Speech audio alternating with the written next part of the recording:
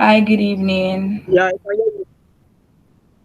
All right, thank you very much. So, once again, good evening. Welcome to GBG Yaba. Today, we are talking about building and optimizing, build and optimize your business online presence. And I'm sure we are ready to listen, to learn, and to unlearn. But before we start, I would like us to introduce ourselves in the comment section. Let's get to know each other. Let's get to know ourselves. And just we'll do that for just 5 minutes. We'll introduce ourselves, what we do, your business. If you're a business owner, if you're a career professional, just tell us what you do briefly. Let's get to know you. So please, I want us to keep ourselves mute. Don't unmute yourself until maybe you want to ask questions. Maybe during the Q&A sections when we will need you to unmute yourself. So to avoid a crowded section, so that we can enjoy the section and we can, all hear, listen, learn, and fulfill the purpose why we are here. So I would want us to keep ourselves muted. Please do not unmute yourself. Thank you very much. So for if you're just joining us, we are about to start, and I want you to go into the comment section to introduce yourself, what you do, your name, your business, if you're a business owner, if you're a career professional, you can just let us meet you. I will be doing that for 5 minutes. Thank you.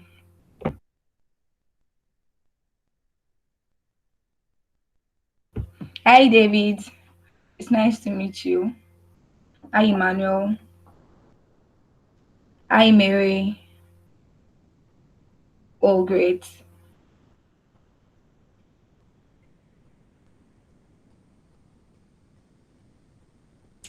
Larry C. Welcome. It's nice to meet you.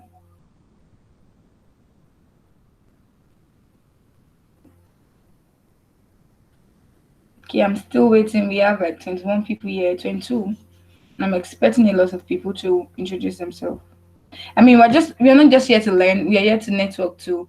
The other person might be interested in whatever you're doing. I might be interested in what you're doing. You might be interested in what somebody else is doing. So it's not just learning, it's about networking too. So just go to the comment section and introduce yourself. Let's network and let's learn while we do that.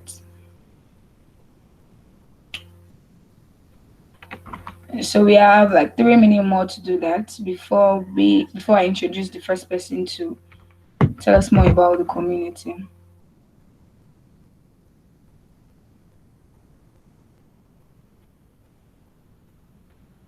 Hi Daniel, it's nice to meet you.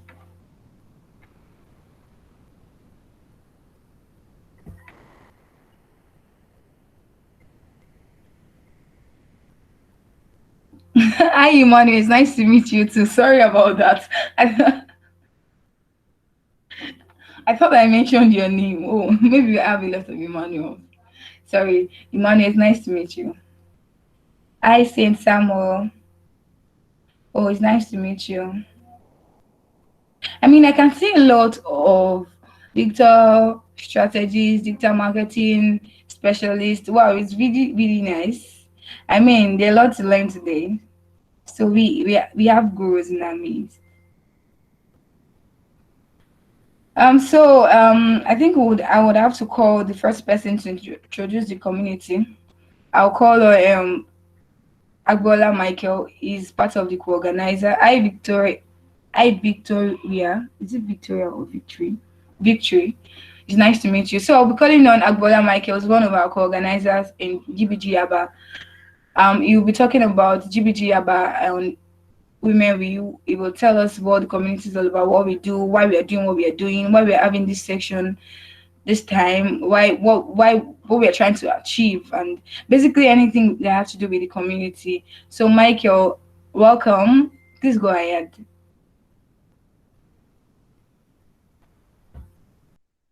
Hello Michael, can you hear me? Are you there? I think you can give Michael a 2 minute. I think he's trying to set up. So just give him like a 2 minutes. Thank you. All right, no problem then. So while we are giving Michael 2 minutes, let's continue to introduce ourselves. Let's get to talk more. Let me just start a conversation. Emmanuel, yeah, it's nice to meet you. So can you unmute yourself? Let's talk. How are you doing? How is the the digital and digital and tech space, and how is it going so far? What can you tell us about the new growth in digital marketing? Yeah, just Good evening, everybody. hi, good evening. Can you hear me?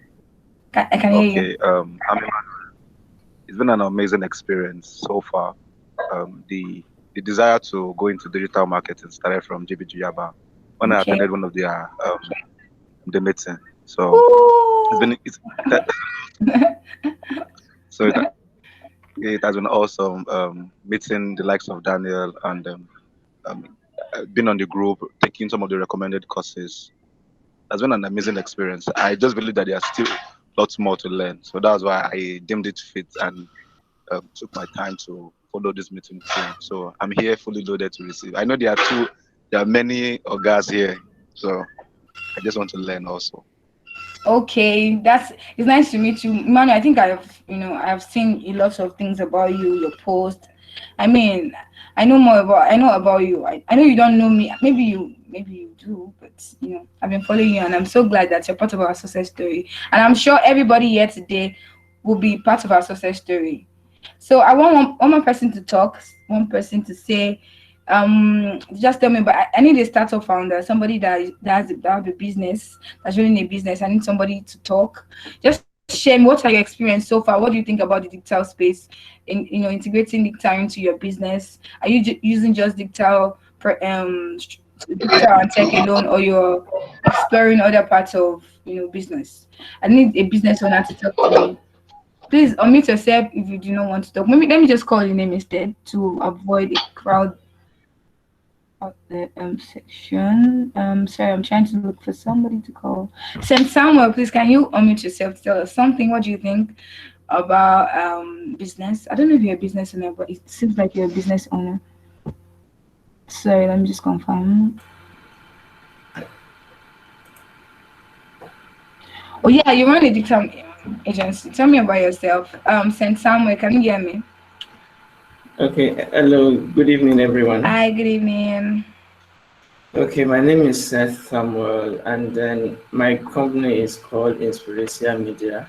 What we do for people is just advertising or creating online presence. So I think this is the first time I'm joining this community, and basically I'm here to learn. I'm just hear more about getting more knowledge in order to be more successful and give more value to my clients. So if there's any specific things you want to know further, I'm open to answering about your questions. All right. So thank you very much for contributing. I think he's ready. So we'll give Michael the opportunity to introduce the community to us. Please let's unmute ourselves this time. Let's give Michael to talk. Let's give him time to talk. Thank you. Michael, please go ahead. Hi everyone, my name is Michael Agbola, and a co-organizer at Google Business Group Yaba. And today I would be introducing you to GBG Yaba and what we do at GBG Yaba. Permit me to share my screen so that you can follow me with my visual presentation.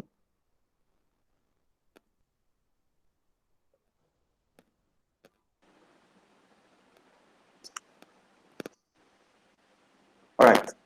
So if you can see my slide, just give me a thumbs up on the chat.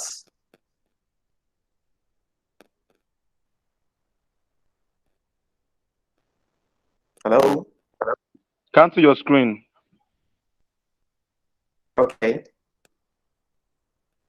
You see it now?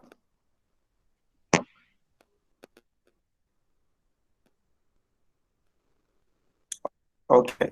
Yes, Michael, I can see your screen. Okay. Awesome. Okay. So refers to Google Business Group, and the general slogan for GBG is to connect, inform, and share. Now, GBG Yaba is not the only community out there. We have several communities across countries, across the whole world. And Google Business Group are independent community-led groups formed by passionate business professionals and company owners who want to share knowledge about Google products and web technologies for how to improve your businesses, how to help businesses get found online, and just use general web technologies to improve your business.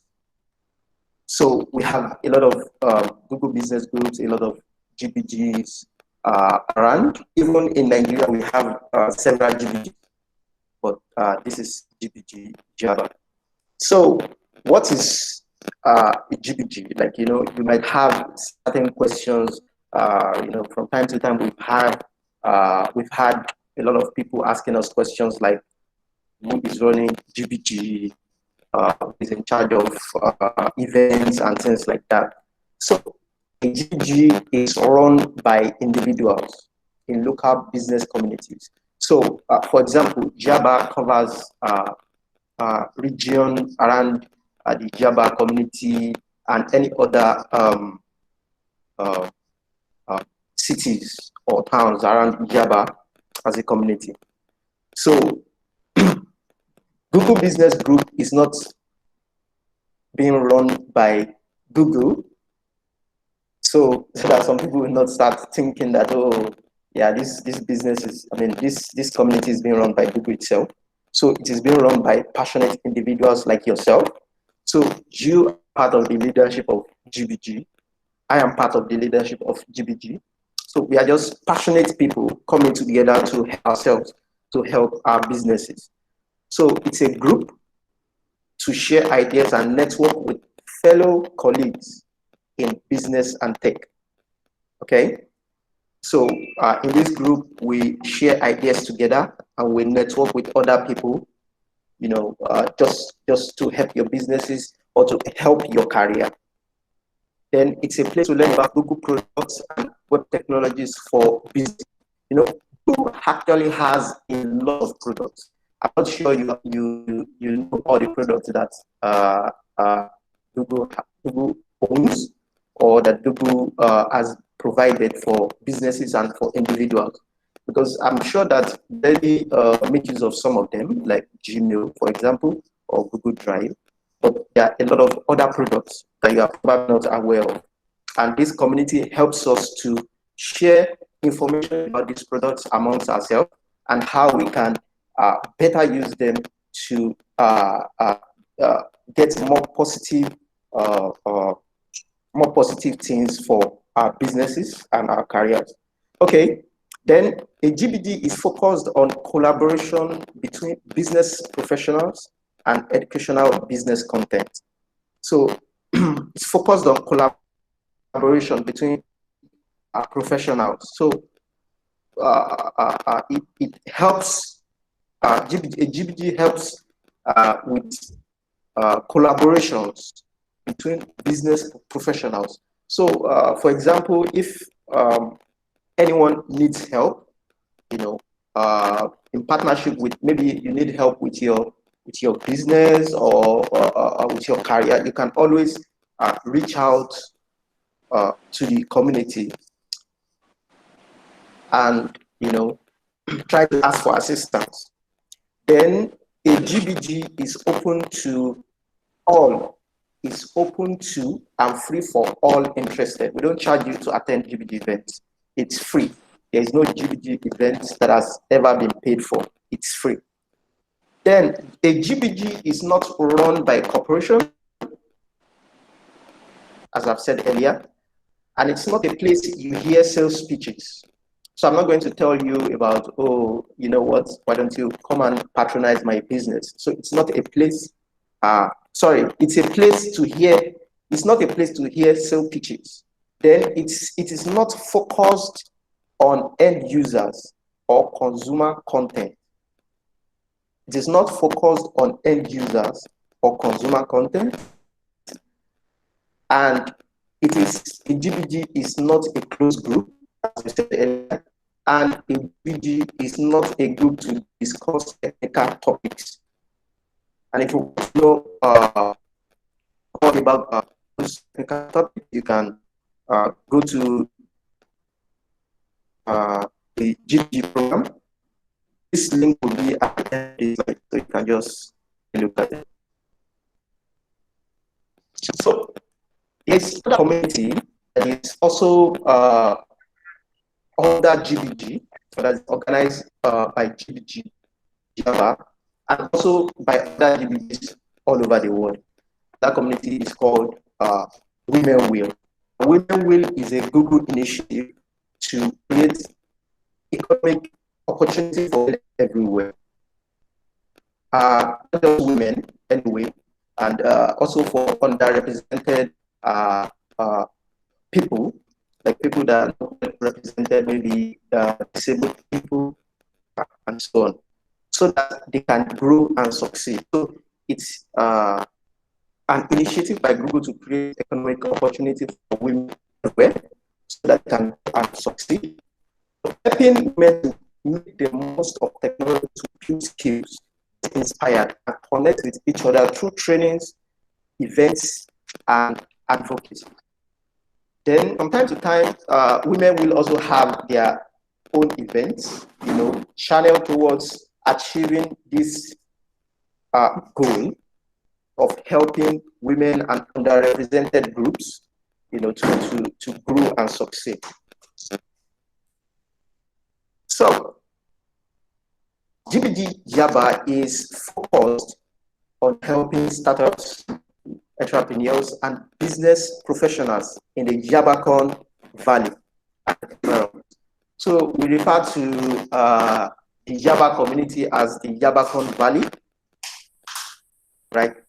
So to make the most of digital technologies and tools in their businesses.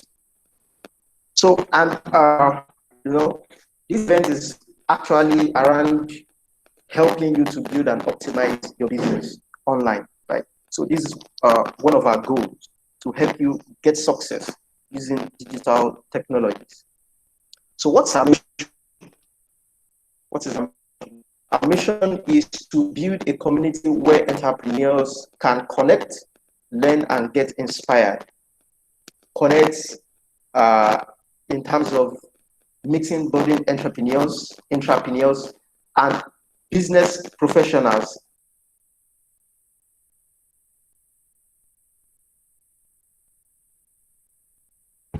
Oh wow. I guess his network is bad. That's why we can barely hear him, and I think he left already.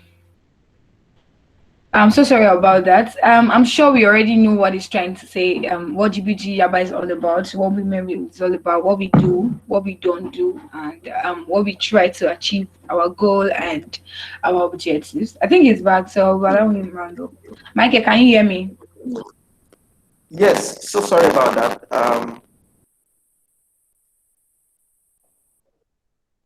So sorry about that.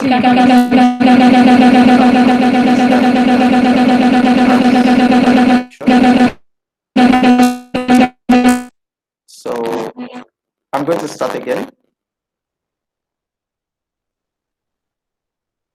No, you can just wrap up. I mean, all right. So I believe that you have a little bit of insight into what we do at GBG Java. But let me just solutions.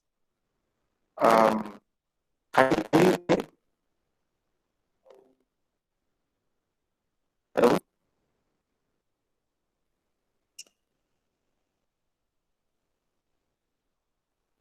Hello? Okay. yes, I can hear you. All right. So what solutions do we offer? We are creating a platform for startups and businesses in Yaba to learn how to use technology to grow their businesses, to get access to funding, and create opportunities for incubation and mentorship.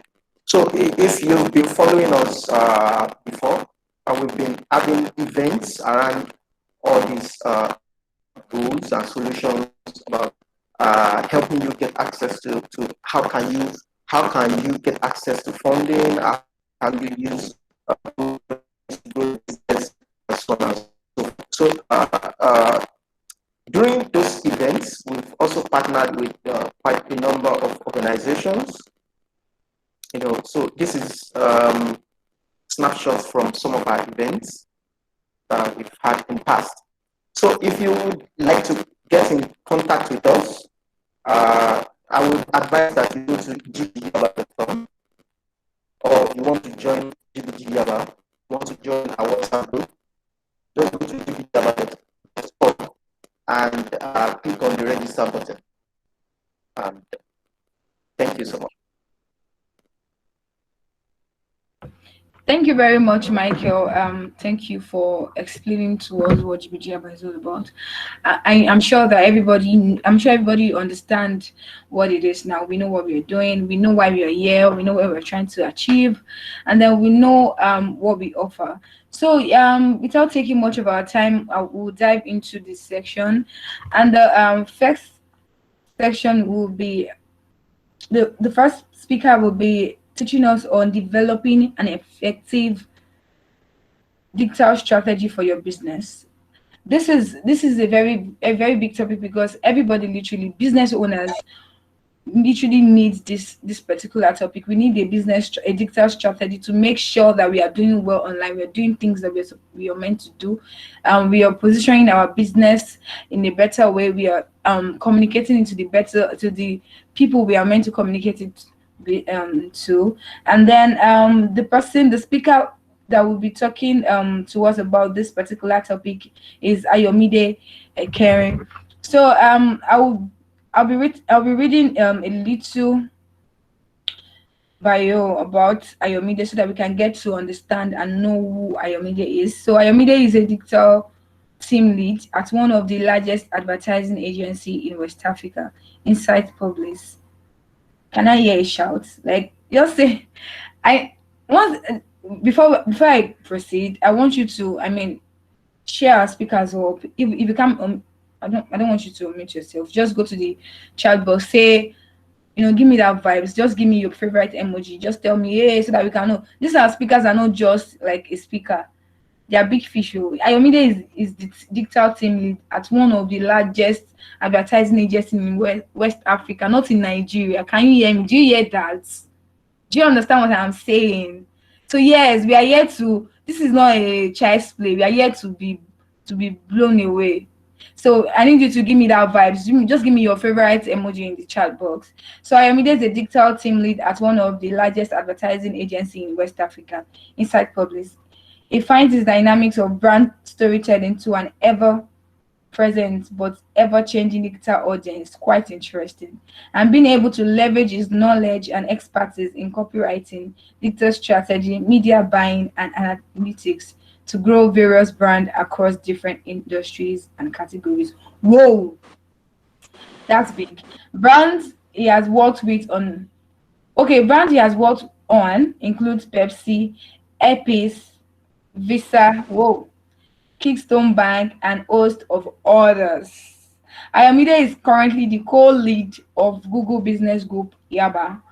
Ayomide likes scribbling stuff in his Google Keep in his spare time. I don't really understand what that means, but I'm sure you heard all the things I just said. Ayomide is about to blow us away. He's about to give us the vibes, those things, those strategy that's been helping Pepsi. Do you know that this is an opportunity? Someone that has worked with Pepsi, that has worked with Airpiece and other big brands, giving us strategy. I'm telling you, next month. Sorry, don't let me. I'm just trying to calm down, because my voice is already high. I want you to feel what I am feeling, because this is not a child's play. You need to know that, okay, this is big. So right now I'm going to give Ayomide the opportunity to talk. Ayomide, can you hear me? Just go ahead and blow us away. We are ready for your bass boost. Good afternoon, or good evening, as the case may be. Can everyone hear me?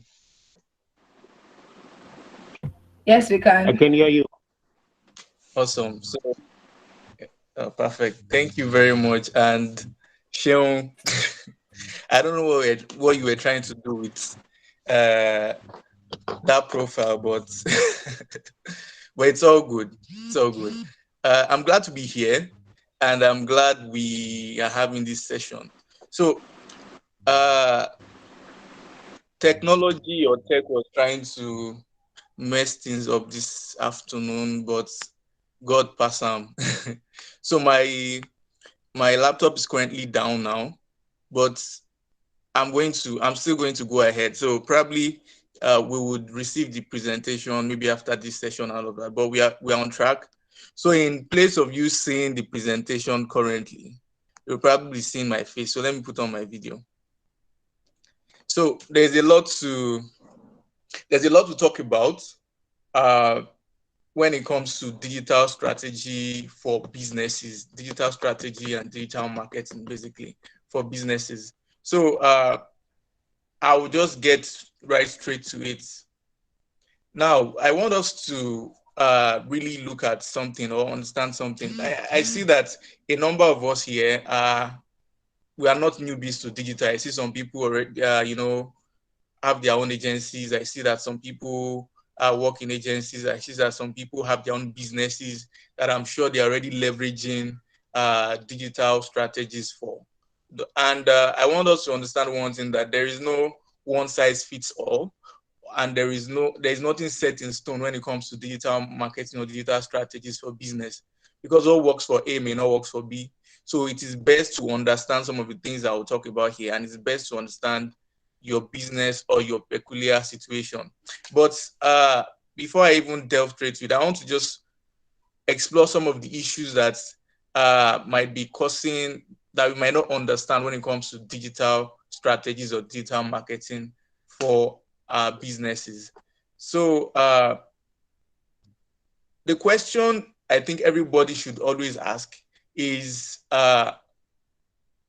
what exactly do you want to do with digital? Are you trying to build a brand, or are you trying to sell? I've seen that the way a lot of businesses operate when it comes to digital, especially small businesses, SMEs, MSMEs, and all of that, the way they operate when it comes to digital. Someone is saying they can't hear clearly. Is it better now? Can everybody hear me well? I can hear you well. Okay, I guess this person saying it's not clear. It's the person's network. Could you, if you can hear me clearly, maybe you can leave and then rejoin again. Maybe it's the network. We can hear So, you. okay, awesome. So I was saying that, are you trying to build a brand, or are you trying to sell? So the way a lot of SMEs and MSMEs try to operate digital is that they, the way, and sorry to use this example, yeah. How many of us, we watch American films, right? When, maybe drug dealers, when drug dealers want to, that sell drugs in street corners, you know how they just get to that street corner, they are just standing there acting like nothing is happening, all of that. They are waiting for people to come. They know their guys, right? So their guys just come, and then they just quickly look around, just, shake hands as if they are shaking hands and all of that. And then, what the person collects the drug and then moves on, and it's like nothing that has happened, right? So the same way that happens, that is the same way some small businesses approach digital. They see digital as a place where I can quickly make some quick sales and, just disappear. Not necessarily disappear, but they see digital as, oh, let me quickly just tap and go, buy and, sell and go, basically. So there is no sort of sustenance, there's no sort of brand building and all of that. But the first thing I need to say is that digital doesn't have to be like that for us. Whether we're a small business, whether we are trying to grow our brand and all of that, digital should be a platform or a tool for brand building. That should be at the top of our mind. So that being said, we need to look at digital in terms of the long term. not the short term. So like the example I gave, those people are looking at digital for the short term, not the long term. I've seen SMEs that will just approach you and say, oh, I want to start doing XYZ on digital. I want to start selling on digital. I have so and so budgets. Let's quickly start running ads, and I want to sell. But there's a problem with that. There's a problem with that because the most important thing has been left, which is the first thing I'm going to talk about today. So I've started all those ramblings I've been on. It was just to basically just make us understand that this is the reason why digital is important, or this is how digital should be used. So now I'm going to be giving like some sort of nuggets, right, in terms of how digital should be approached and the best strategies for digital.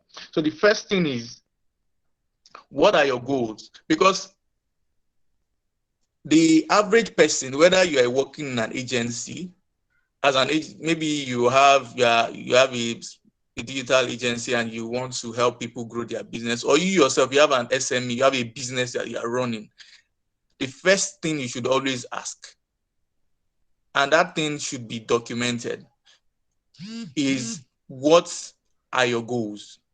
What are your goals? What do you want to achieve with digital? What do you want to achieve with digital? Everybody knows what they want to achieve with digital. Some people, they want to make sales. Some people, they want people to maybe read their content more. Some people, they want to grow their community. It depends on whatsoever thing you want to do, basically. So if you want to grow your community, for instance, is a different thing you do. Not necessarily so different from other people, but there's a different way you approach digital. If you want to make sales or drive sales, for instance, there's a different thing you do. If you want people to come, if you want to drive footfall to your location, for instance, now you have maybe a store in a particular location and you want people around that location to come around to your store, it's another different thing you do.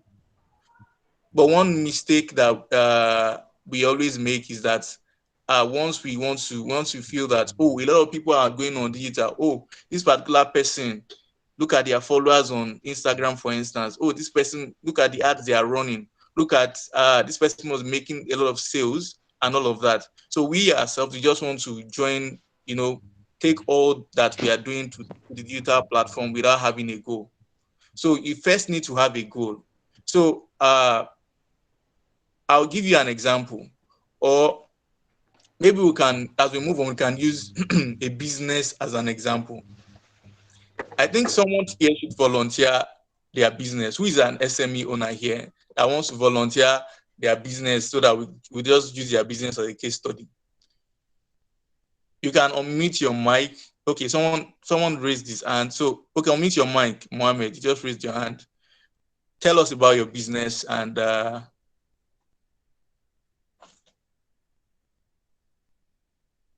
Mohammed, I thought you just raised your hand now.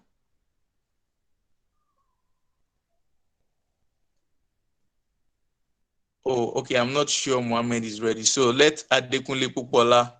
Adekunle Pupola, I can see your hands.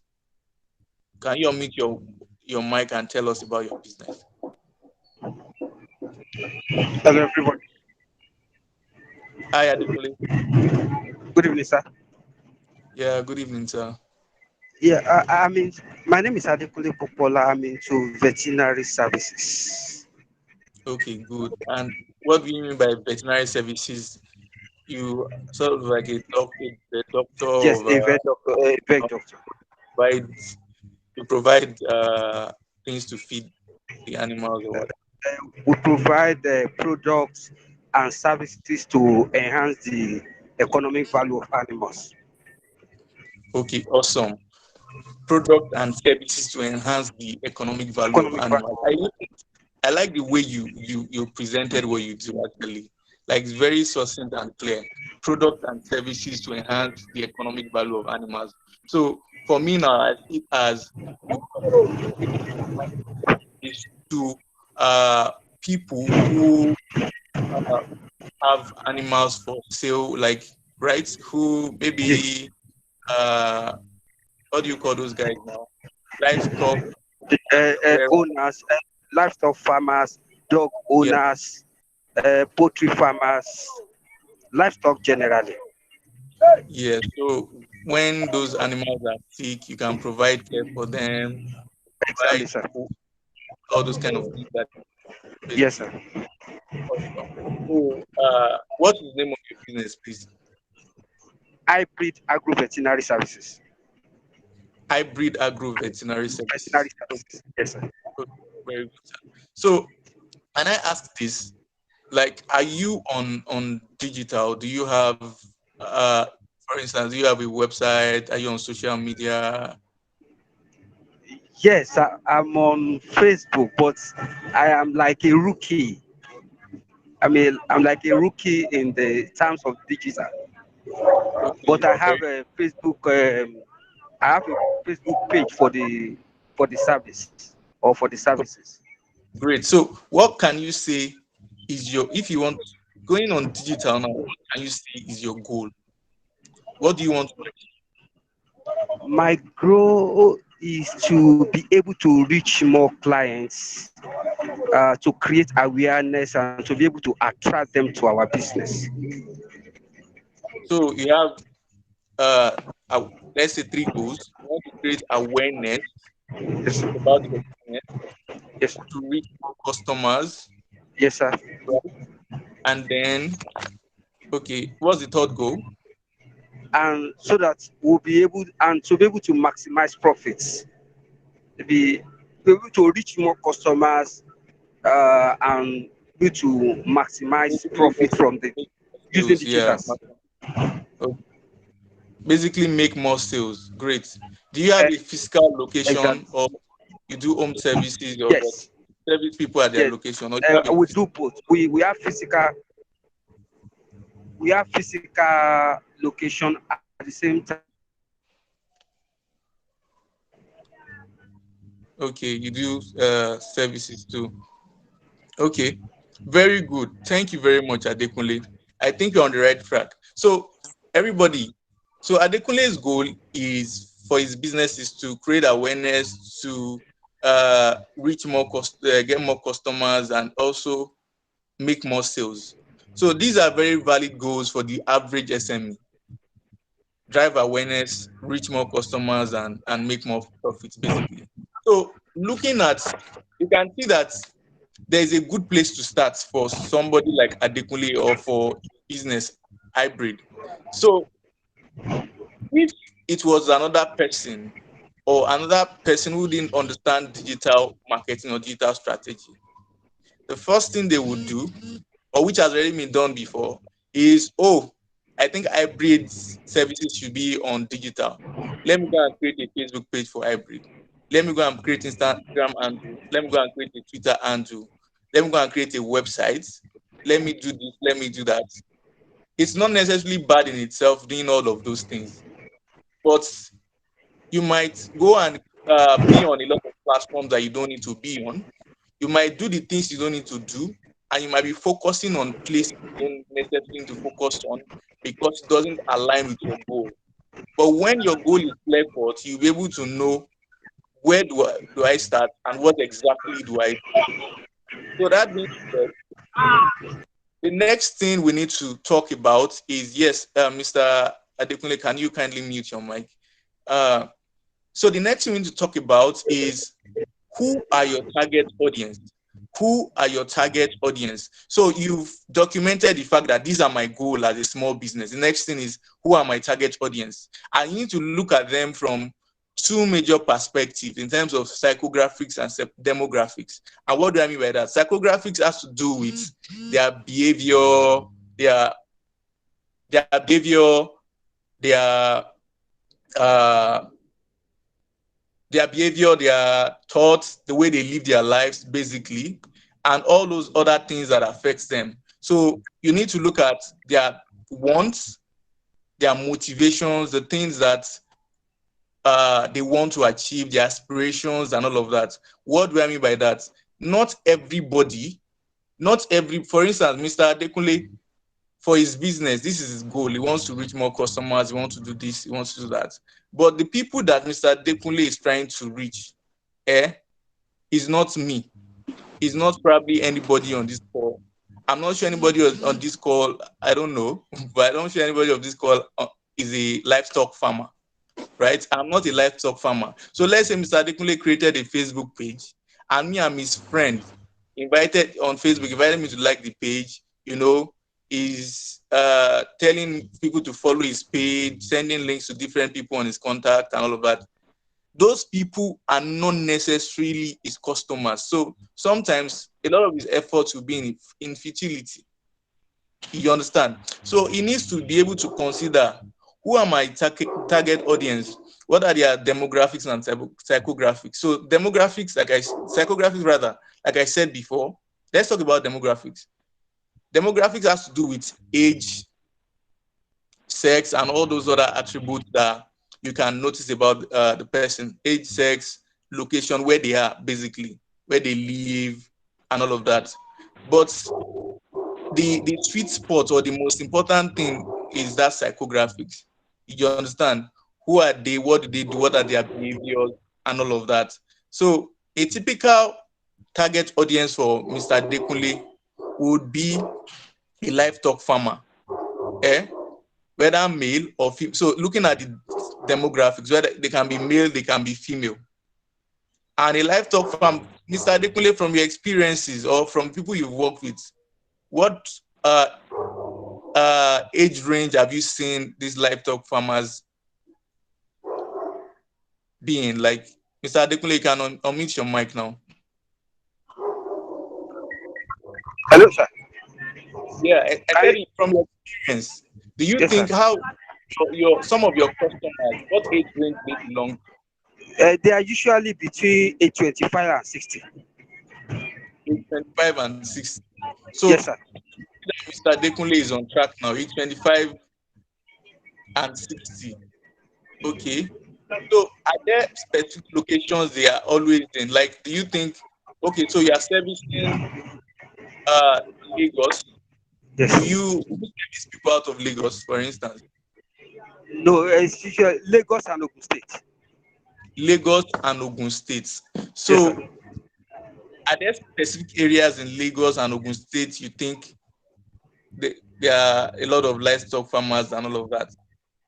I think yes. You said what? I think depending on their area, the area of farming.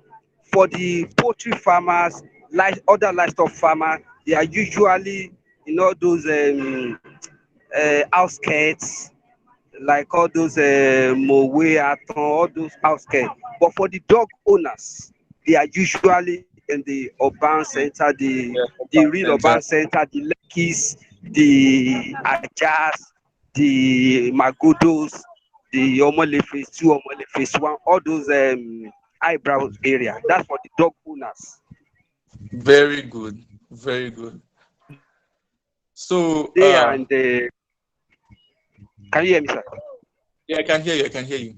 So for the cattle owners, the poultry farmer, they are in the outskirts because that is where they can get enough land to do their stuff.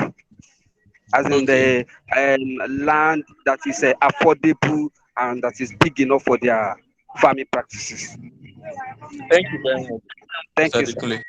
Yes, sir. So, looking at Mr. Adekunle said, now you can see that if Mr. Adekunle had probably want to be a digital marketing professional, or he himself decided to just start promoting ads and say, oh, I want to get more customers, without taking some of this into perspective, you see that I might lose money.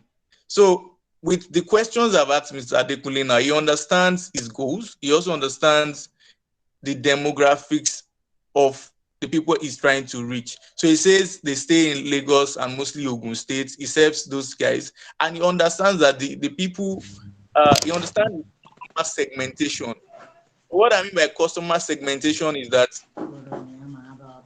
even if you serve different customers, they are different appeal to them, and they are your customers are different from each other depending on what services they are interested in and depending on what you are offering them, basically.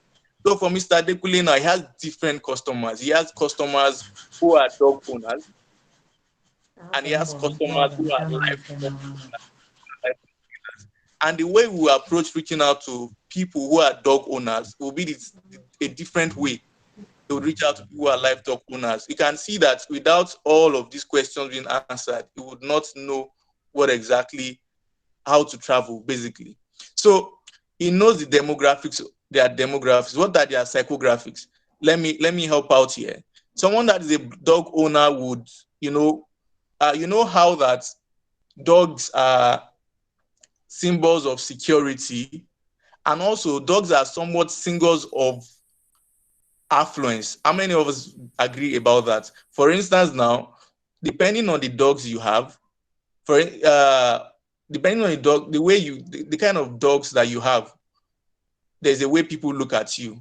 Some people decide to keep like very big dogs, bulldogs, Alsatians, and all of that, just to, you understand, just to get some certain looks on people. Oh, this guy is, if you don't have money, you can't even buy dog. Some dogs, I don't know if Mr. Adekunle can help you, but I know some people sell dogs as much as 100K, 200K, 300, depending on the kind of dog it is. So if you have not even eaten enough, you can't buy all those kind of dogs. So it's sort of like a status symbol for some people. For some people, it's a symbol of security, right? So in understanding the psychographics of these people who are Mr. Adekunle's customer, he needs to understand what are their wants. Oh, they want their dogs to be what? LD, strong. People, they want security, so they want their dogs to be LD, strong, and all of that. For people who like it as a status symbol, you understand? They want their dog to be LD, well kept, you understand, look good, and all of that. For people who deal in livestock, those guys that he talks about that are in Ogun State, they want to sell LD animals to people.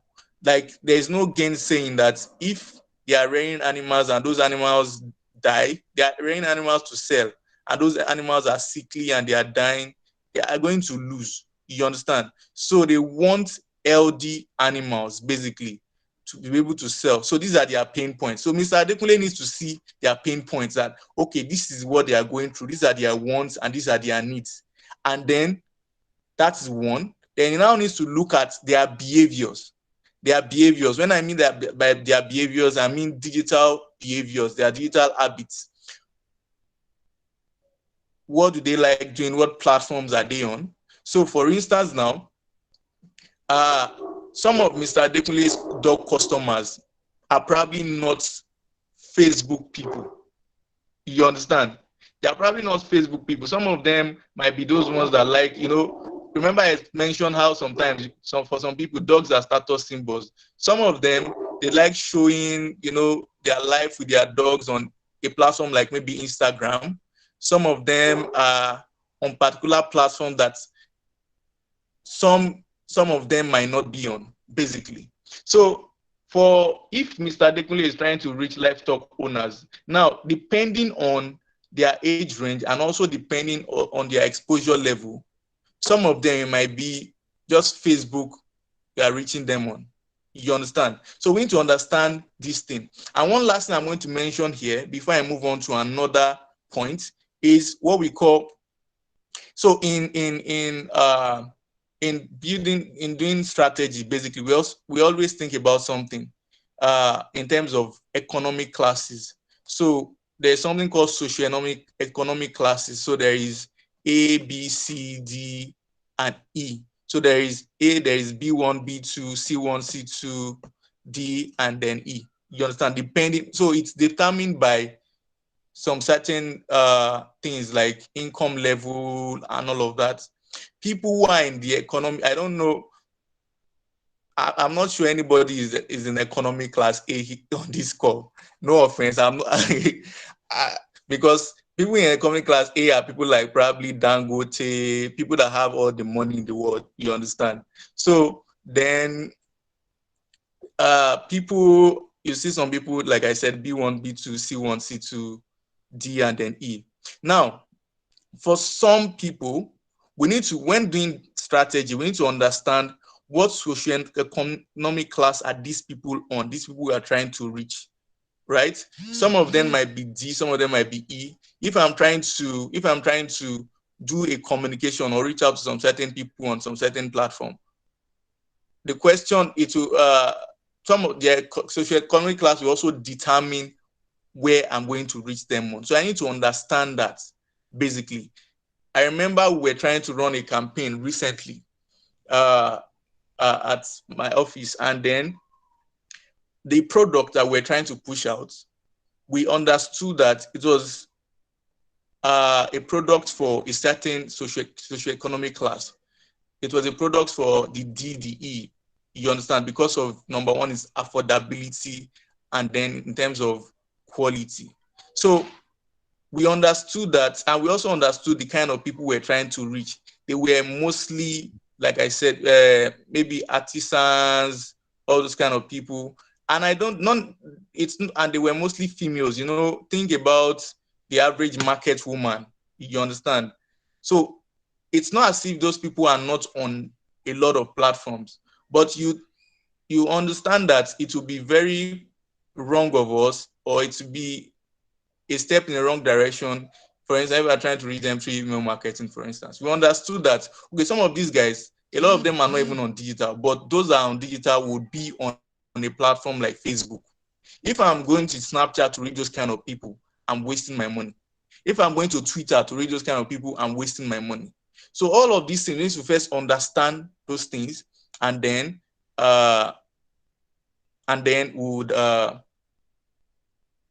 we'll move on to the next one. So someone just said here that I should do a recap. Okay, so I was talking about digital strategy. I've talked about why digital strategy is very important, and then the goals. The first thing you need to have is the goals, and then the need to understand your target audience. The need to understand your target audience. And then another thing that I will talk about here, is what is your brand offering? What is your brand offering? So what I mean that by what is your brand offering is that you have something to offer. So, but the thing is that a lot of people are offering that same thing you are offering. That same thing you are offering. A lot of people are offering it. So for instance now, for someone like Mr. Adekunle, who provides veterinary services, he's not the only veterinary service owner we have, especially in his area or in his location. You understand? There are a lot of people offering the same service he's offering. So the question is, how is it different from other people? That is where what we call USP comes in, your unique selling point. So what is his unique selling point? So a lot of, in veterinary services, a lot of people might, say, okay, we only focus on maybe dogs. A lot of people might say we only focus on livestock. A lot of people might say, oh, we only serve these certain people in this certain area. A lot of people might say that people just have their different, offerings and all of that. And that is why someone like Mr. Adekunle needs to have a differentiator. What is his unique selling point? How is it different from the rest of the other people? So at this junction, I'm going to use another person as an example. So who is a small business owner here who wants to probably volunteer their business, and let's talk about unique selling points and all of that before we now move on to other things like the sweet spot for your. If you have, just raise your hand, then I'll call you. Okay, Ife, can you? Okay, thank you very much, Ayo. So the business, what I do is that it's like a consulting small business. I help people to write business cases.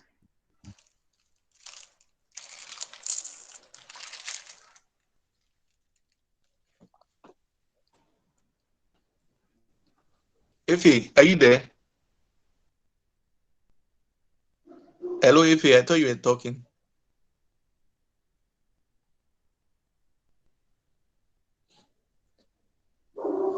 Okay, I think Ife is off for now. Who else wants to volunteer their business? Okay, I can. Okay, Ocheja. Ocheja, meet your mic and talk. Okay, I am into. I think where I am is noisy now. I don't know whether you can hear me. Can you hear me? Yeah, I can hear you. I can hear you. Okay. I have a startup business that's knitting and fashion home. The name is Divine Knitting and Fashion Home. It's quite noisy. Ocheja. We are trying to. I think I'll Can take you another. can you hear me? Right. Let's try another person because it's very noisy. Hello. Hello. Can you hear me? Yeah, Dodo. Yeah, I'm into sales and installation of CCTV cameras. Okay, good. Sales and installation of CCTV cameras. Okay, good. What's the name of your business, please? Net Vision Technology. Okay. So uh I can hear my voice echo. I think someone has like two devices on. Please, can you mute your mic? So I was saying that I wanted to ask you, Adodo. Hope I'm pronouncing the name well, Sha. So I wanted to ask what I think is from. I think that echo is from you, from your side. But you can type it. You can type it in the chat section though. I wanted to ask that. Do you, and you don't have to give me or tell me immediately. What do you think is your unique selling point? What do you think is your unique selling point? A lot of organizations, a lot of startups are selling CCTV cameras and other security devices and all of that. So what do you think is your own unique selling point? And how to get that might not necessarily mean to just think up something. It's always about what are you doing differently from other people, and what are you trying to, what is that extra you are trying to offer people beyond the minimum that everybody offers, basically. So you can tell me, you can just type it in the chat section while we'll move on. But what I was saying is that as a business or as a brand, you need to have a unique selling point. And it can be anything. So for someone who is, let me give you an example. Someone who is into food business, maybe they cook for people and all of that. That's what they do basically. Their unique selling point might be when other people say they say, they cook for you and deliver and do this and do that. Their unique selling point might be that they don't just deliver. Maybe there is a certain razzmatazz to how they deliver. You understand? Maybe they offer you much more than that. There are some people who need some certain services that others don't need. So basically, we have some people who cook and then deliver to people. Yeah, we have people who cook and deliver to people. For some people, their unique selling point might be, I don't just cook. I cook, I put it in maybe a flask, a microwave flask, and deliver to you. So I don't just give you food. I understand that for some of you, you don't have you are on the move. You understand? You want me to deliver food for you that you can be on the move with. You might, maybe you are going to the office, and at the office they don't have maybe a microwave or anything, but I'm going to deliver food to you with a microwave flask. You understand? So that anywhere you are, you can just plug it in and microwave it and eat the food. Basically, it might be a unique selling point that other people don't have. You understand? It can be anything basically. So it's just something they are doing different from other people. So once you be able to identify that, you are now able to now look at what is the sweet spot for you, for you, and then from the target, for the target audience. So you are offering XYZ. the target audience wants YZ. What is the sweet spot? The sweet spot is Y. And what I mean is that you have identified your unique selling points. Okay, I do this certain business this certain way more than other people. And then I understand my target audience, that this is what they like, this is what they want. So the sweet spot for me is doing that thing, that going that extra mile the way my target audience wants or likes it. So a typical example is this. A typical example is what I gave about food flasks. So I cook, let's say I cook and deliver, and I understand that I've understood who my target audience are. I cook and deliver to people. My target audience are people who are busy, who are always on the move, who, they go to work, they come back, they are tired, and they are mostly, let's even talk about their demographics now. They are mostly guys. The average guy, the average bachelor guy, is probably waking up in the morning, going to work, coming back very late. Half of the time is confused about what to eat.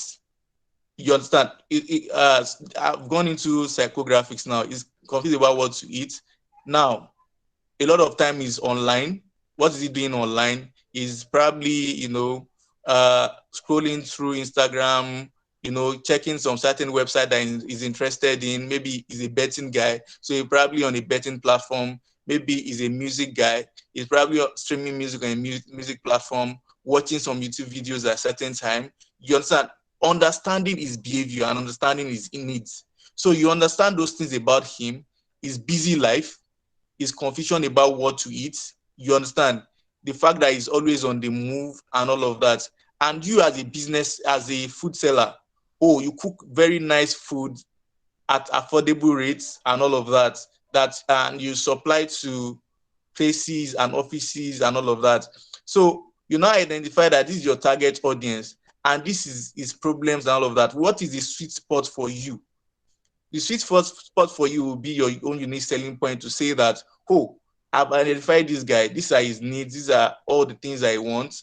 Okay, I'm going to be offering my food at this particular rate to this person with this special razzmatazz. Like I said before, maybe it's with a microwave cooler or something that can be microwaving on the move and all of that. The person is going to be happy.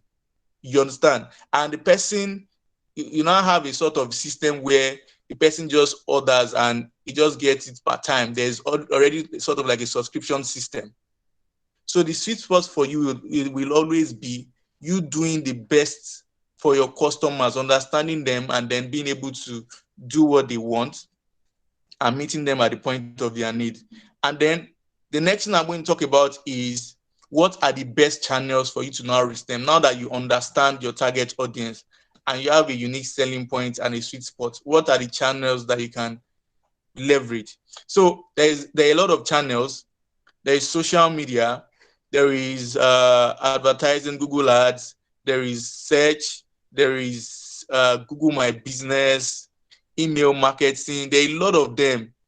The average person, when they are going on digital, one of the things that confuses people is that, there are a lot of these channels. Where do I start from? You don't know. Sometimes you don't know where to start from because there are so many. People are doing a lot of things, a lot of noise on digital. You understand? So you need to be able to identify what the best channels are for you. So, and how do you do that? And how do you do that? Basically, you do that by understanding who your target audience is. We said that before. So for some people, social media is just the best for them. For some people, it's just good for them to have a website and then direct people there. Remember what we said at the beginning about goals. So for instance now, let's say I want to start selling online. Let's say I make clothes and I want to start selling those clothes online. I can have a website, maybe an e-commerce site where I sell those clothes. For some people, it might just be an Instagram page that they open and they are selling their clothes on Instagram and they don't even bother with an e-commerce platform. For some people, it's just Facebook. For some people, they open those platforms and they start advertising. So it always depends on what your goal is and who you are trying to reach. So I need another business now to use as an example for choosing your channels. Who wants to volunteer their business? Just raise your hands and then I'll call you.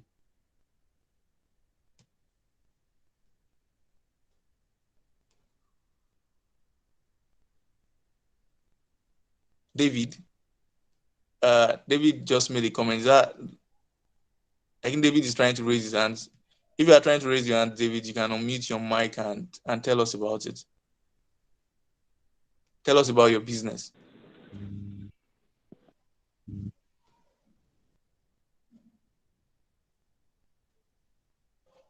David, we are waiting for you. If you can't unmute your mic, maybe you can type in the chat section. We are so out of time, so I'm trying to move very fast.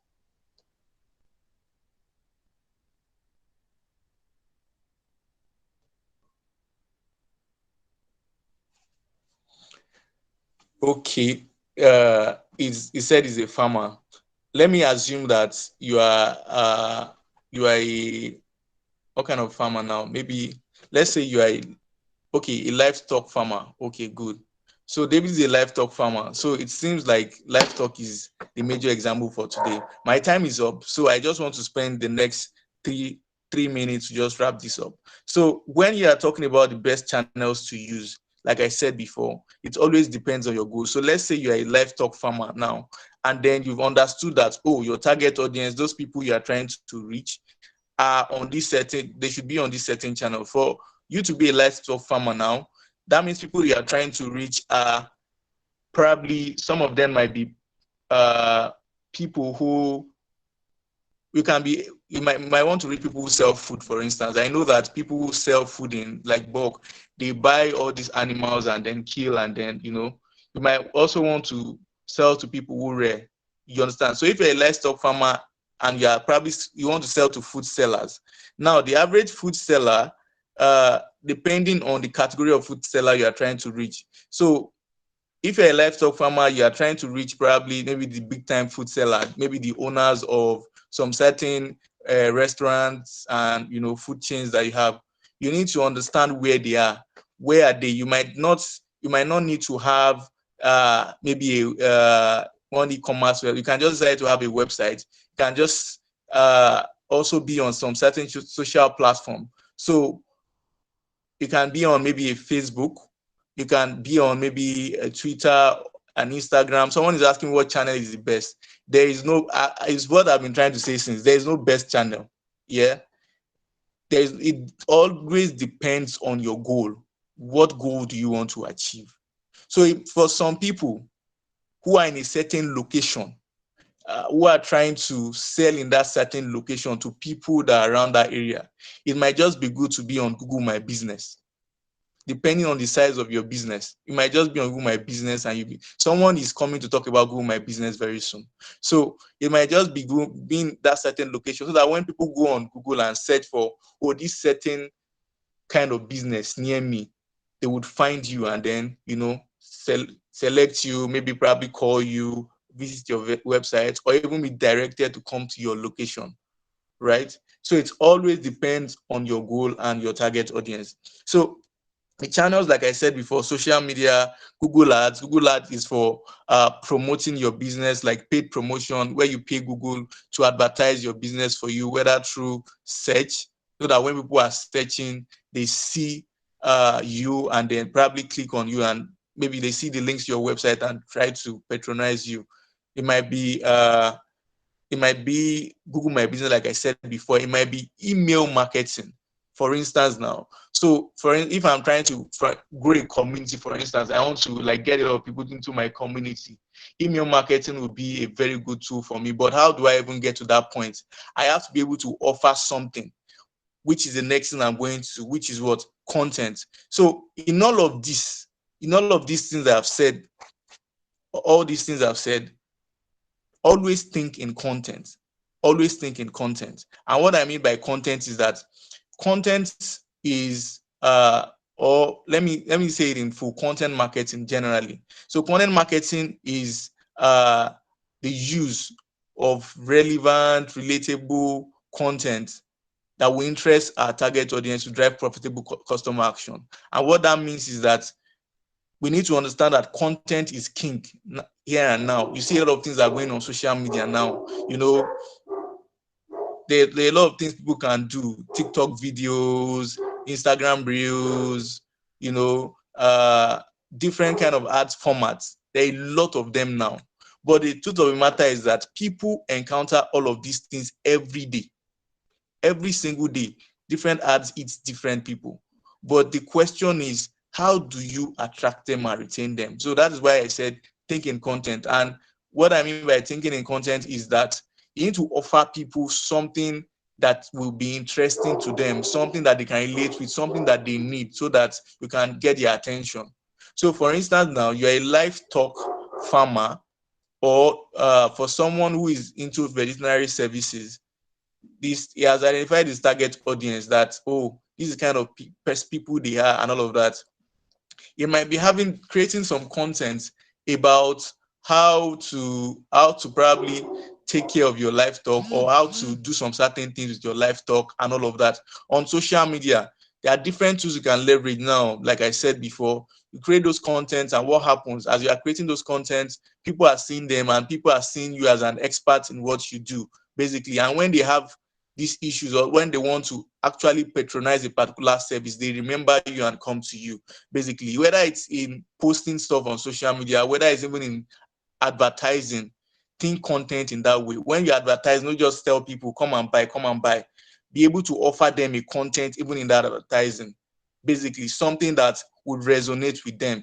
Because if they don't see anything that resonates with them, they'll probably not patronize you. And finally, I will talk about tracking, like analyzing and tracking.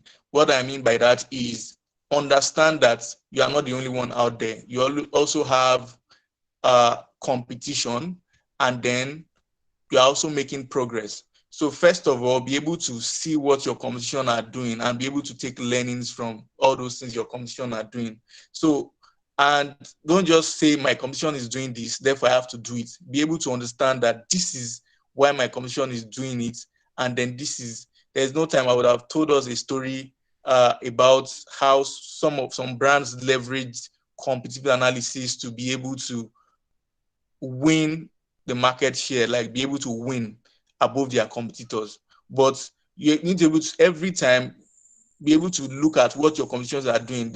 Some of them are on social media, some of them have websites. Go and check out what are they doing, what are they posting, why are they posting what they are posting, and what kind of reactions are they getting. You understand? Is this thing working for them or not? And then be able to understand what will work for you. If some things are working for your competitors, look at how you can take some of those learnings. And if some things are not working for them, also look at how you can take some of those learnings and use them in your favor. And then be able to track and analyze the things that you are doing. Oh, you are making this post, you are posting this certain time, you are doing this. How are you monitoring those things? How are they performing? Do you think you need to re-strategize and all of that? As we go on, we'll talk about Google My Business. Someone else will also talk about Google ads and all of Facebook ads, Google ads and all of that. So you'll be able to look at some of these tools that you are going to use, how you are using them, what progress are you making, and what should you be doing better.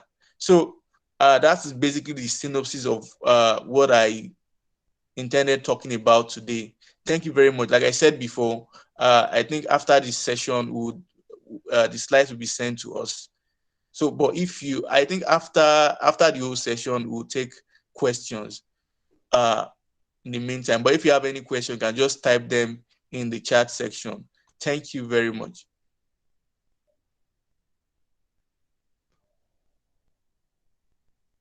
Thank you very much, AY. That was so lovely. That was amazing. I mean, that was huge. Thank you very much. I'm sure we all learn because I learned a lot. My jota is full already. So there will be time for question and answer. So I just need us to calm down Yeah, I've seen a lot of response. I'm seeing a lot of response in the chat box, and the section is mind blowing. Yeah, thank you. Yes, the section is so nice. Thank you very much, AY. Please just give AY a round of applause in the chat box. Just tell him, just give him some nice, let's appreciate AY. Thank you very much, AY. So without wasting much of our time, the next speaker will be coming up now, because we don't really have time, and AY has said a lot, and he has used a lot of time. So our next speaker will be talking about. So please give me a few minutes. Okay, so our next speaker will be talking about get found online with digital marketing. That's Facebook and Google Ads. So the person AY already told us about how to create digital strategies and all. So now, how do we implement it with Facebook and Google Ads? So most times, we can't create digital strategy without implementing our ads. Our Google and Facebook ads is just a particular aspect in our digital strategy. So Agbola Michael will be elaborating more and be telling us, things we need to do, how we need to run our ads on Facebook and on Google. So over to you, Michael.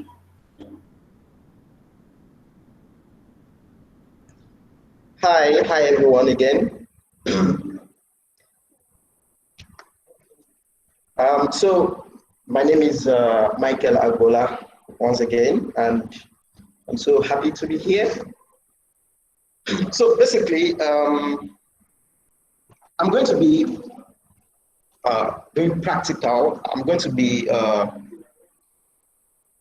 doing more of practical on what Ayomilia has talked about. I believe everyone can hear me, right? So if you can hear me, just give me a thumbs up and we go right ahead. All right, awesome. Okay, so I'm going to be sharing my screen. First and foremost, before I dive into, because I'm going to be showing us how to use the Facebook Ads Manager. I would have shown us the about the Google Ads platform, but it might be a little bit complicated, and especially for new users. Once you get your Google My Business activated, you can use the Google My Business platform to run ads easily. If you don't want to go to get too complicated with Google Ads.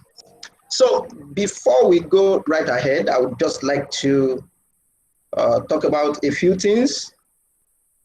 So I'm going to be sharing my screen.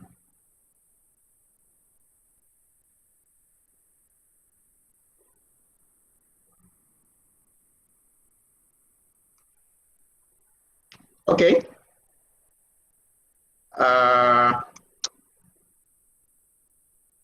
Awesome.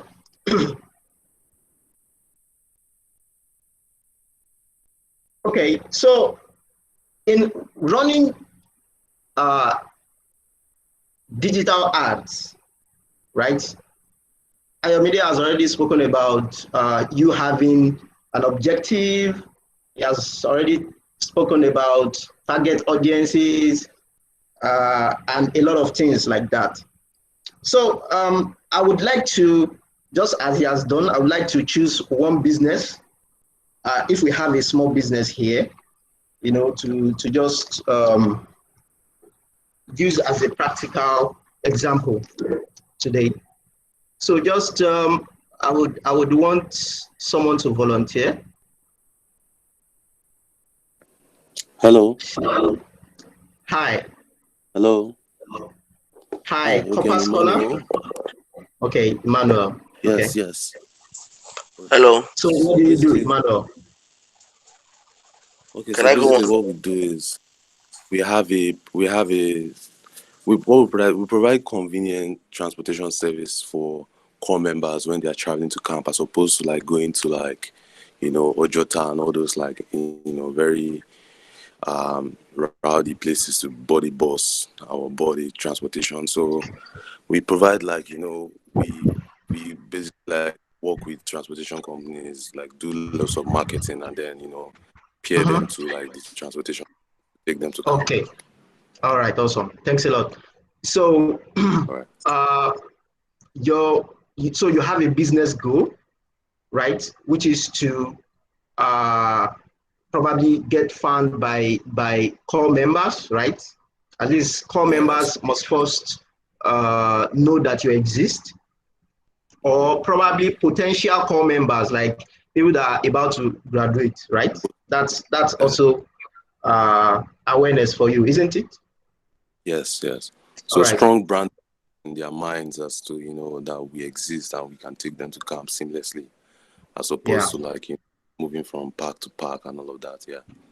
Yeah. So that's you need a strong brand awareness, and people to also be aware about what exactly you do and how you go about it. How can I get started and things like that. And, so right?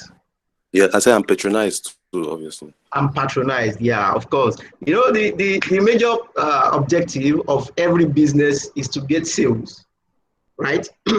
But the truth is, there is something we call micro movements. Emmanuel, you can mute for now. There is a concept we call micro movements of every customer, right?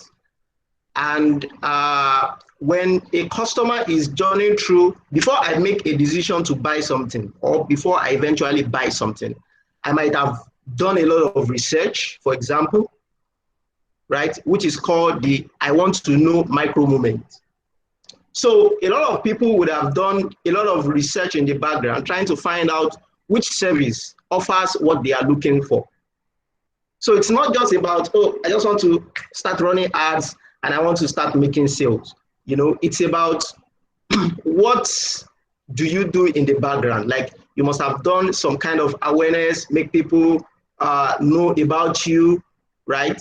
Even before they are ready to buy, right? So that's what awareness is for. So I'm going to be running 2 campaigns today, just to show you how Facebook Ads Manager works, right? So we are going to use Corpus Corners Business.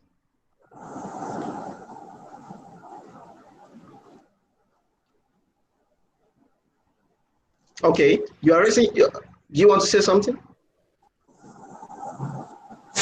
Emmanuel? I'm just going to say, like, we already, like, I think we have a Facebook platform, but like we'll not be able to like grow that basically. So yeah. No, I get what you're saying. We are just going to do an example just for people to understand how it works. All right? All right, no problem. All right. Okay.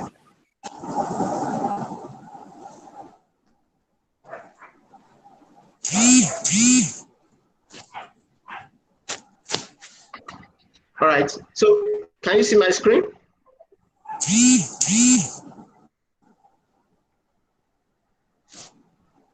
Can you see my screen?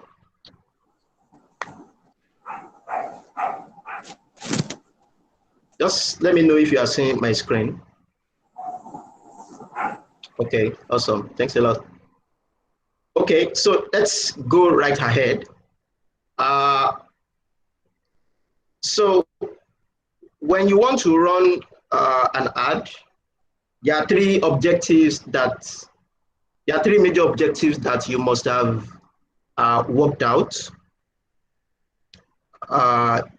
You must have known if what is relevant for your business at a point in time, whether you want to run an awareness campaign or you want to use consideration objective. Consideration simply means you want people to consider you as a brand so that it can, influence the possibility of them coming to buy later. All right. And the third one is conversions or drive sales. So on Facebook ads, it's called conversions, and on Google ads, it's called drive sales. It's all about getting sales or getting people to buy into your service. All right. So if you want to get to the Facebook interface, you go to facebook.com/ads manager. I can type it here for you so that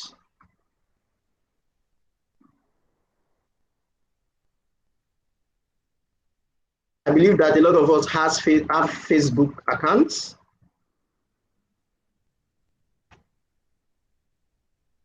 So every Facebook account has an ad account attached to it by default. So once you have a Facebook account, you have the possibility of running ads. But you can't run ads unless you have a page, you have a business page. Facebook does not allow you to run ads with your personal account because, of course, with a personal profile, you are not, it shows that you are an individual and not a business, right? So if you want to start running ads for your products, you need to have a business page. That's one of the first mistakes that some people do, all right? Using a profile instead of using a page. So you need to create a Facebook page first. So once you do that, you go to facebook.com/ads manager to get started with your ads. So the first interface you see when you go to the ads manager is what I'm showing you right now. And I believe that the interface is intuitive enough. You click on the create button and it shows you a list of objectives where you can choose from, all right? So that's why I said before coming to this platform, you must have been aware, or you must have known, you must have had your strategy. Everything that Ayomide Ekering has taught you about, you must have decided what is your objective at a particular point in time, all right? So for now, probably Corpus Corner is just getting started, or they want to focus on next batch of core members, right? So they decide to run an awareness campaign for people that don't know them yet. Okay, so we are going to use as simple as it is. We are going to use this awareness objectives, either the brand awareness or the reach objective.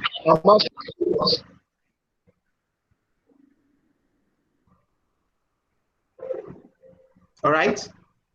Or if you are a business that wants to consider people coming to your website or taking actions like engagement, or you have an app, all right, then you go to this consideration group, okay, to select which one is applicable for your objective at that time. So if you want people to visit your website, you click on the traffic objective.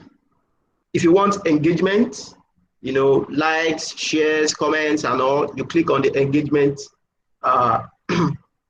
objective. Then if you want app installs, like maybe you just created an app on Google Play Store and you want a lot of people to download it, so you use this app installs. Then video views, you want a lot of people to watch your video, or you want to collect people's data.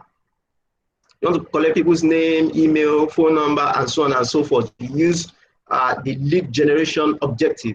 Or you want people to send you messages. Maybe you are selling something and you just want people to keep on asking you questions or around your business or around products that you sell. You choose the messages objective. Then for conversions or drive sales, you can use this one to particularly get certain conversions on your website. Now, conversions objective only works well when you have a landing page. In fact, it can only work when you have a landing page or a website.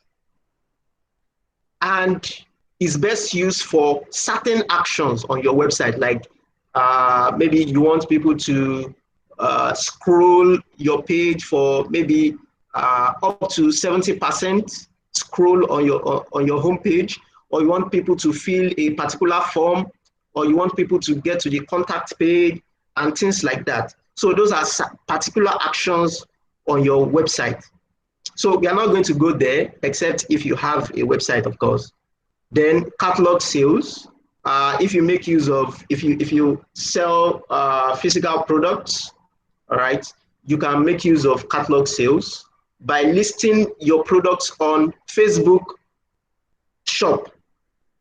Each page comes with a shop tab where you can add your products, right, for sales.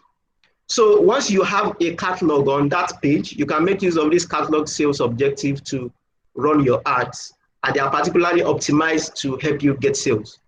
Then store traffic. Store traffic is basically for you want physical visits to your office, right? So you run ads for people that are passing across maybe your office or something. Maybe you have an agency and just want people around you, right, to come visit. So this is an objective to use. So let's go right ahead and use the reach. This reach objective simply means that you can reach a lot of accounts on Facebook or Instagram. You can reach as many accounts as possible, all right? So because what we want to do is awareness, we need as much people as possible to be able to see our ads. Do you understand? So let's get right ahead. So from here, you can name your campaign, and this part is actually optional. So let's just say BBG article, ad, and ad sets. You can name them anything you want. There is no particular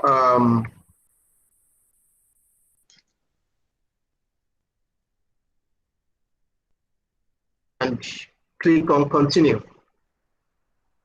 So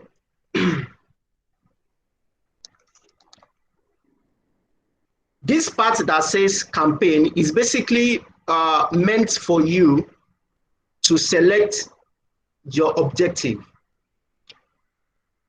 Hello, can everyone hear me? Hello? Yes, Mike.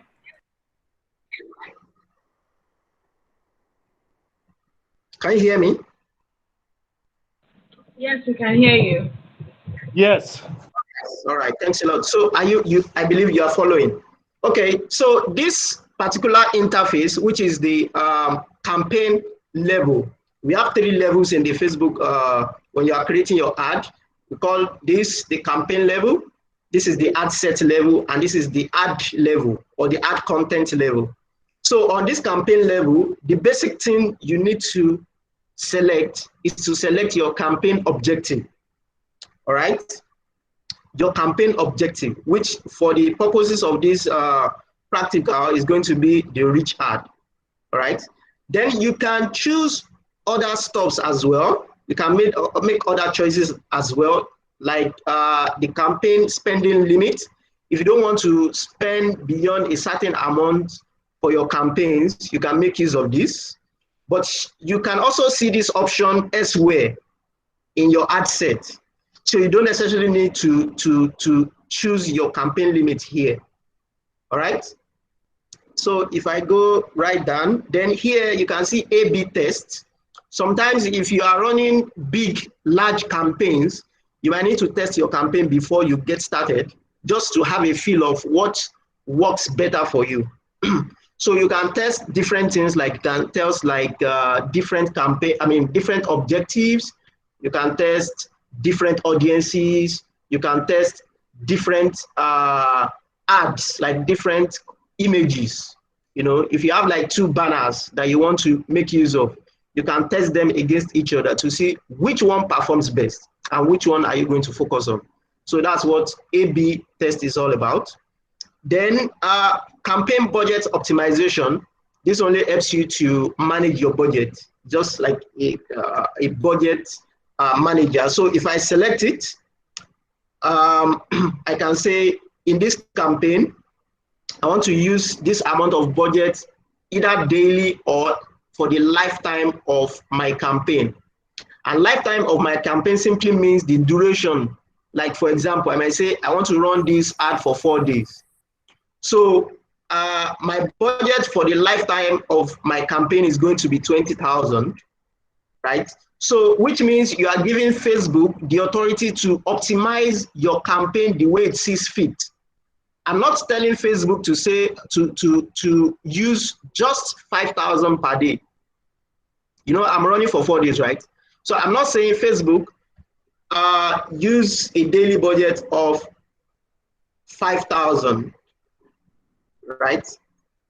So with daily budgets, let me just try to give you a little bit of insight why, for me, I prefer lifetime budget than daily budget. But of course, it depends on what you are trying to do as well. Because if you are using daily budget, you are restricting Facebook or you are restricting the platform to use that amount of money in that particular day. So if Facebook sees more opportunity to get more conversions for you or to get more results for you rather, right? Because if your budget has been exhausted, it won't be able to do that.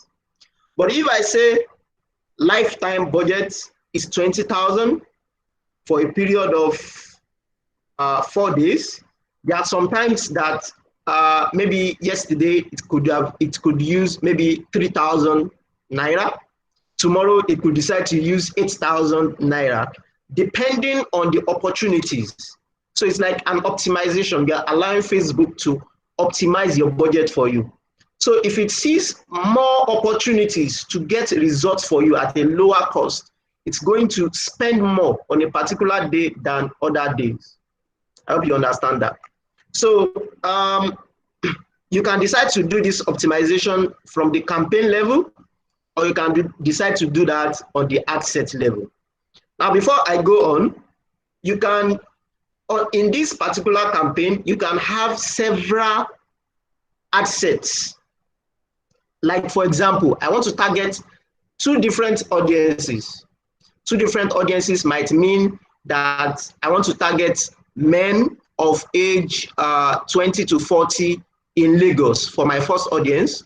Then for my second audience, I want to target women of ages 20 to 40 in Ogun State. You know, those are 2 different audiences. And because I want to target them with separate ads, I need to create 2 separate ad sets for that.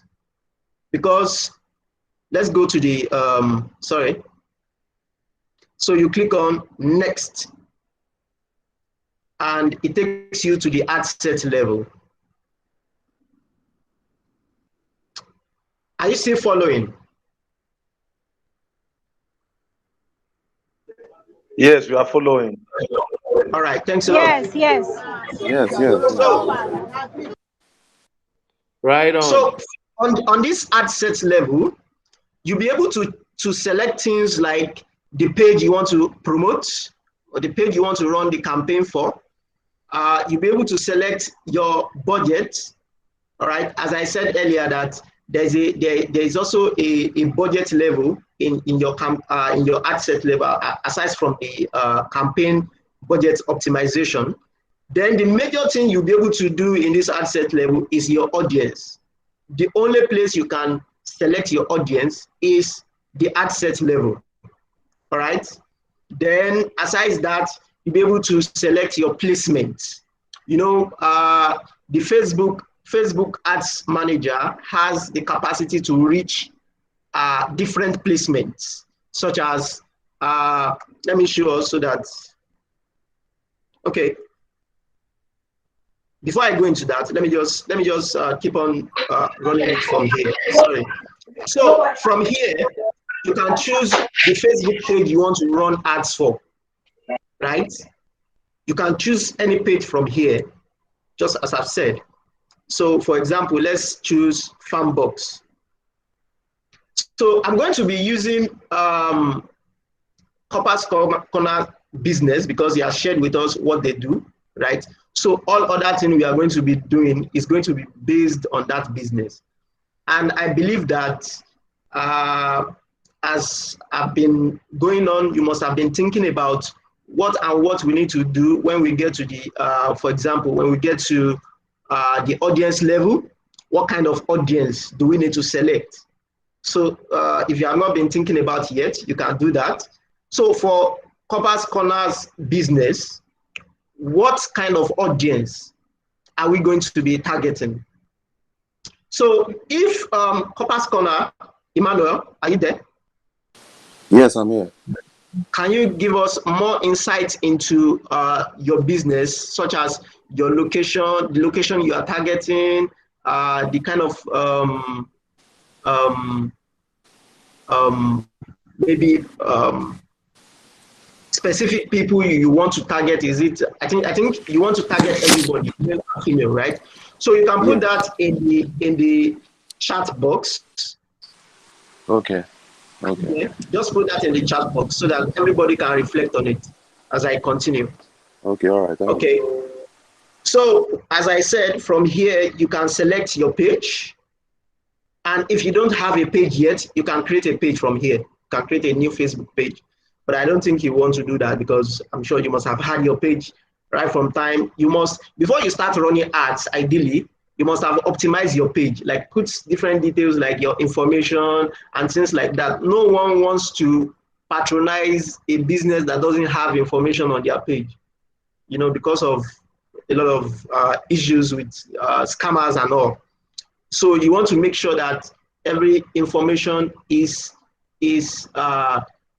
well inputted on your page before you start running any ads. So we want to run an awareness campaign for let me say 2 weeks. Let's run an awareness campaign for 2 weeks because, you know, an awareness campaign, you want a lot of people to get to see your ad over and over again. It's not just one interaction, right? So let me just use 2 weeks. You can use anyone that works with your budget, any duration that works with your budget or any duration that works with what you are trying to achieve. But for the purpose of this practice, I'm going to be using 2 weeks. So that means the ads is going to end on the 12th of June. Okay. Then, now, I forgot to mention this. Sorry, let me deactivate this campaign optimization here so that I can use the ad set level. Okay, now, if you choose the lifetime budget, 20,000. If you choose the lifetime budget, you'll be able to schedule your ads to run at particular times. For example, you sell something that you know that people are definitely not going to patronize you when it's midnight, right? So, I mean, you don't want your ads to be running in times like 10 o'clock, 11 o'clock, 12 o'clock in the night, right? So you might want to remove all those periods, all those times, and only select times that you feel people are more responsive to you. So for me, I believe that 6 a.m. to 8 p.m. is good. All right. So if I want to choose for every day, I'm going to do this so that it works for all the days. Then on Sunday, you might decide, oh, a lot of people are going to go to church. So probably don't choose early in the morning, but late in the afternoon. And probably on Friday, there are also some people that will go to the mosque. So, you know, they are not going to be on social media at that time. So I want to remove periods like that. I'm just saying you just need to decide what's important for you. So lifetime budget gives me that capability. But if you are using daily budgets, you won't be given the option to run ads on a schedule because, you know, it's daily. So, and you must be able to run with daily budget schedule, you must be able to run ads for at least 24 hours. All right. So now that I've inputted my budget, it's giving me, time has gone. Okay, it's giving me an estimated daily result that on a daily basis, I'm going to reach 18,000 to 52,000 accounts with this amount of money. Of course, that is going to reduce based on our audience, what you are going to put here as well. Because of course, you are not going to reach all of Nigeria. You want to only reach certain parts, right? So let me look at Copper's Corner. I thought, okay, 20 to 30-year-old, typically male and female, in Lagos and Ogun, typically graduates from universities in Lagos and Ogun who don't like the stress of going to parks. Also notice that 90% of our customers are women or girls. Okay, thank you, Copper's Corner. Who doesn't agree with this breakdown? Just unmute yourself and let me know what you think. Is there anyone that does not agree with this? Do you think that most core members are between the ages of 20 to 30 years old? Anyone?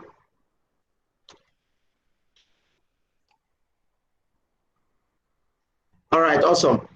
So someone says, we agree. Okay. All right. Okay. So, so as he has said, let's go right ahead to, because we've already written out what our target audience is. Although you might need to go a little bit in depth than this, like also trying to target people that are graduates, yes, or that are almost finishing their undergraduate, finishing from their undergraduate level. So for the location, we are going to target Lagos.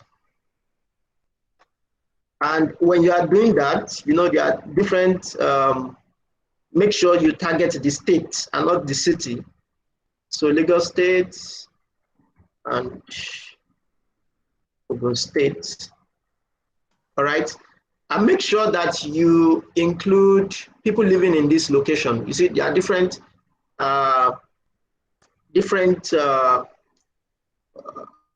options here.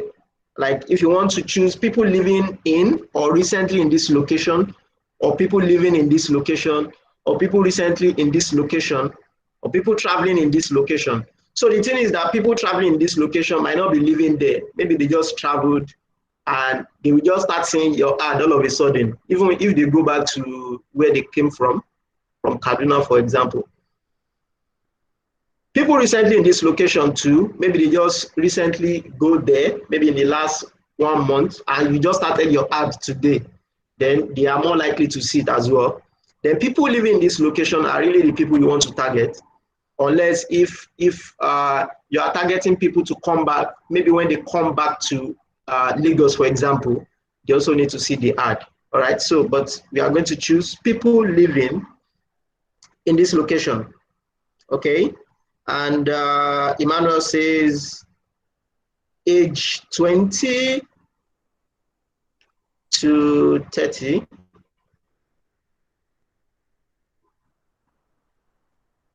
Okay. And all genders. I think it's better we keep it at all genders because we are doing an awareness campaign. If you are trying to be more restrictive, all right, trying to get more conversions based on your data that I've said more women are likely to convert than men, then you can probably use women for conversion objective. But for awareness purposes, let's just keep it at all genders.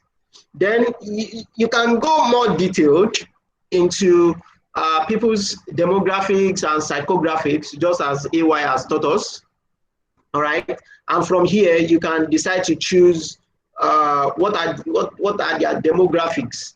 And you know, for this kind of business, education is really an important one. And for me, I think one of the things I want to choose is this undergraduate years. All right, undergraduate years, I can simply say, you know, most of this data is being pulled from people's profiles. Like, for example, if I tell Facebook when I was opening my account that, oh, I'm an undergraduate in University of Ife, for example, and I'm in my 4th year or in my 3rd year, so it will be able to use that data to target the people rightly. All right. So we can use this undergraduate years to say, okay, so people that are almost done with their studies are likely to be in which year, especially with the current Nigerian situation. So they are more likely to be, let me get suggestions from us. What year are they likely to be in?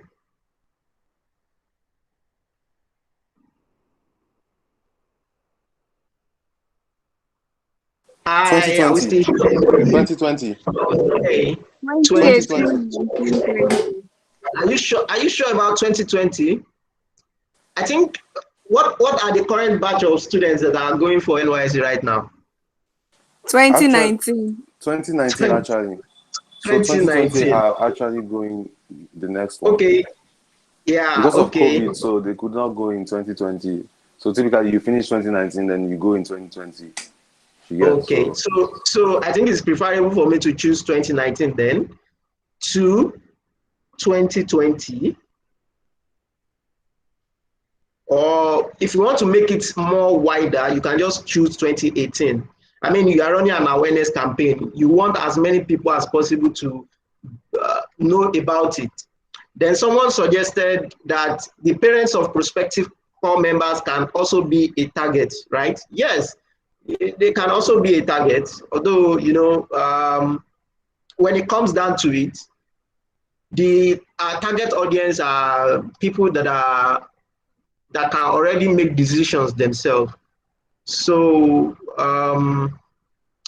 you can run a different campaign for the parents just to see how that is going to, how the result is going to be like. Do you understand? So for this, you can go, you can take another deep dive into the demographics, and you can decide to go to education level and say, maybe you want to include more people, you know, because we are doing awareness campaign, which you want to reach as many people as possible. So because some of these people might not actually give their data to Facebook, do you understand? Because it's only going to target people that have accurately shared this data with Facebook. So to capture more people, as you can see, we have a potential reach of 56 people already, 56,000 people rather. And that's good, right? But we still want more. Like an ideal audience for me for awareness campaign is about 200,000 plus, all right?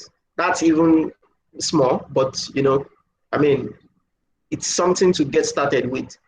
So let's say,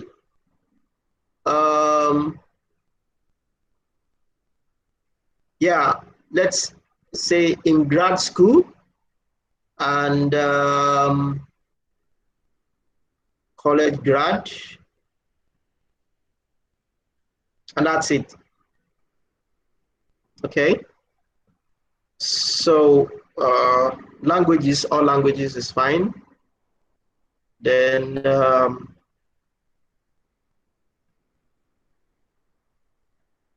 yeah. Okay, so placements. As I said earlier, that placements are like places that you see that our potential reach has gotten to 1 million people. Although you might want to remove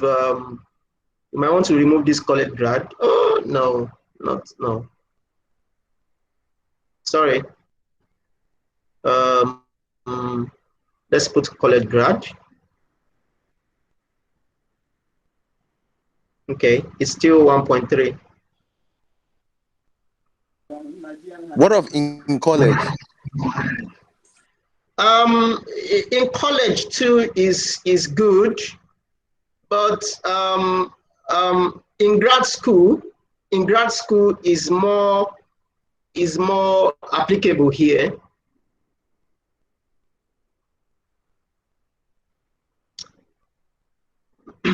In grad school is more applicable here, but okay, let's use that. You know, as I said, we are using awareness. But you know, when you are trying to after this awareness campaign, you can run more targeted campaigns. Like if you are running a traffic campaign, you have to be sure of who you are targeting. All right, you have to be sure from your results of the awareness campaign. Then it can give you insights into who you should target more. All right. So, so as I said, placements, there are different placements on Facebook Ads Manager. Let me quickly run through it. As you can see, there is Facebook newsfeed. Okay. The newsfeed is like the normal feed, your normal home when you go to the Facebook app. That's the news feed that contains information that everybody is sharing. Same thing for Instagram feed. There's Facebook Marketplace. You know the Marketplace. I think it just got introduced last year to Nigeria. Then Facebook video feeds. Yeah, you know there's a video tab on Facebook where people watch all these motivational videos and different kind of videos and all that. Then there's a Facebook right column, which is only available on the desktop. Then there is Instagram Explore. I'm sure you know that, the Explore tab on Instagram. Then there is Messenger Inbox. There's Facebook Groups field. So there are so many placements like that, as you can see, almost about 20 placements, I guess. So each of these placements have groups like, for example, there's Facebook, there's Instagram, there's Audience Network, and there's Messenger.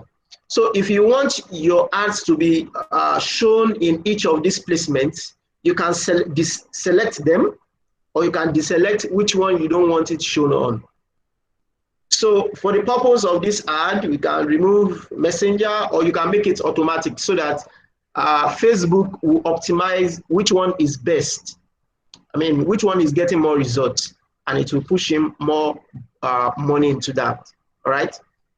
Then optimization for ad delivery. How do you want to optimize your advert?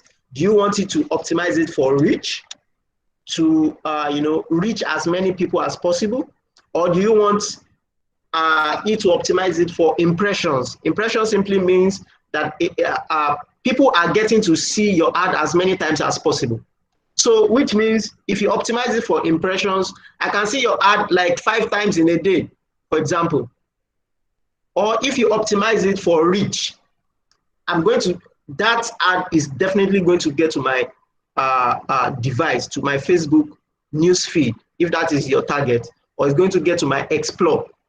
So throughout that day, at some point, if I go to Facebook, for example, I'm going to see that ad because you've targeted me. Okay. So then there is bid control. You know, the way Facebook works and other ad platforms as well, they work with what we call an auction strategy. All right, auction strategy. Because as you are running this campaign, a lot of people are also wanting to run campaigns to these same people that you want to run campaigns to. All right, and there are some factors that Facebook or other ad networks used to consider before allowing your ads to run at a particular time. So for example, if my ad is supposed to go out today, tomorrow, next tomorrow, and so on, and someone's ad is targeted towards this audience as well, but my bid, because we call it an auction, my bid, for example, is 5 naira per 1,000 impressions. That's just an example, don't mind me. So let's say my bid is 5 naira and my other competitors' bid is like 20 naira. Who do you think is going to win that bid? So that's one factor. Then the second factor is how good your ad content is. If your ad content is not really good, you know, there are some policies around creating the best ad for Facebook and for Google and all these other ad networks. Each of them have their own policies. For Facebook, for example, if you use more than 20% text on your ad banners, there is a likelihood that your reach will reduce, which means it's not going to be reaching as many people as possible. That's only because Facebook does not consider your banner as quality enough, especially if you have other competitors also running for the same audience. But if you don't have other competitors running for the same audience, right, there's a likelihood that Facebook will just consider your ad and you can still reach as many people as possible. But if you have other competitors, you know, for the same audience, you know, fighting for the same placements, there's a likelihood if your content, the quality of your content, the quality of your ad is not good enough, even if you put a higher price, right, there's a high tendency that you will not reach as many people as possible. So let's go on. So for example, I can put 40 naira per 1,000 impressions. So the way reach and impressions work is that it will help you reach 1,000 impressions. All right, that's CPM. It's called cost per impression, CPM, cost per 1,000 impressions. All right, so if I put this amount there, I'm telling Facebook that I'm bidding 40 naira, all right, to get 1,000 impressions. That's my bid. So as you can see from this right-hand side, you see that the estimated daily result has gone down just because my bid is low. So if I pick a higher bid, like 100 naira, you see, my reach has gotten up to 7,000 to 20,000 people. All right. So then you can also choose your frequency cap. Before you do that, though, you need to look at the potential reach. All right. If you can reach more people, I think it's better you just leave it as default. But if you have a potential reach of less than, if you have a potential reach of less than 200 people, you can increase it to about maybe 2 impressions every 7 days, or even higher than that. All right. Then for this, when you get charged per impression. Then your delivery type, if your ad is time sensitive, like you just need to run an ad maybe today for people to attend an event very urgently, you can decide to select this accelerated button, you know, so it will help you to get your ads out there as quickly as possible. All right. But for us, we're only doing awareness campaign, you know, for 2 weeks. So I think standard is fine for us. So let's go next.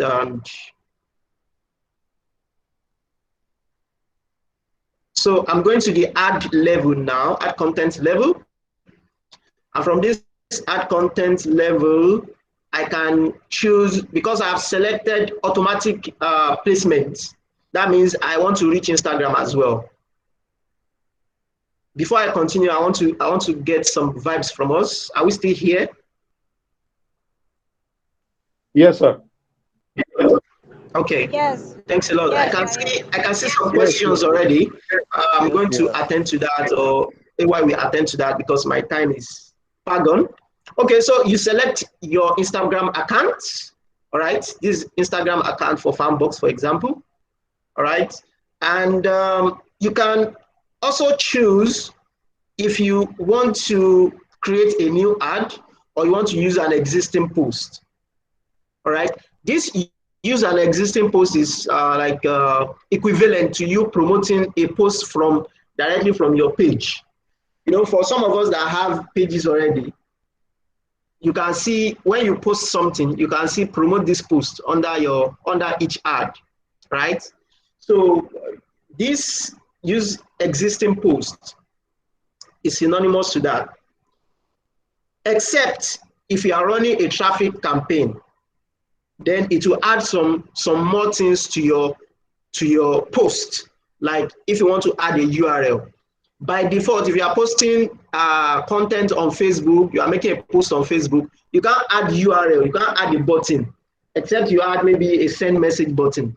You can't add any other button, like, okay, go to my website. You can't actually add buttons. But from here, you can add any button that you deem fit, all right? So, here I want to create a new ad. You can use either a single image or video, or you can use a carousel. You know what a carousel is? On Facebook, on Instagram, you can scroll. There are cards which you can scroll to probably see more about the service or see more products that the business has. All right. Then, you know, there are some other things that we might not have time to talk about now, like this add an instant experience. This instant experience is just like an addition, like an add-on that Facebook did for people that don't have websites. So you can use this add an instant experience to have a quick landing page. All right. You can create a very quick landing page, you know, to talk about what you do. So if you don't have a website, for example, this is like a free templated website or like a landing page that can tell more information about what you are doing. And at the end of that page, you can put maybe chat with us on WhatsApp, you know. So, but we don't need that right now. So let me choose single image or video. So from here, I want to add an image. You've already designed your banners, right? What you want to use, you've already designed it, you've already chosen. From here, let me say, coming. Let me just choose one of the pictures here.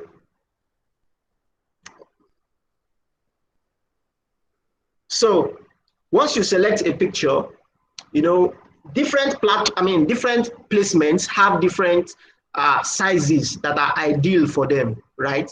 For example, on Facebook, it's usually advisable, or Facebook advises that you use a square image or a rectangle image, horizontal image, right? So, which means, and on Instagram, the best is square images.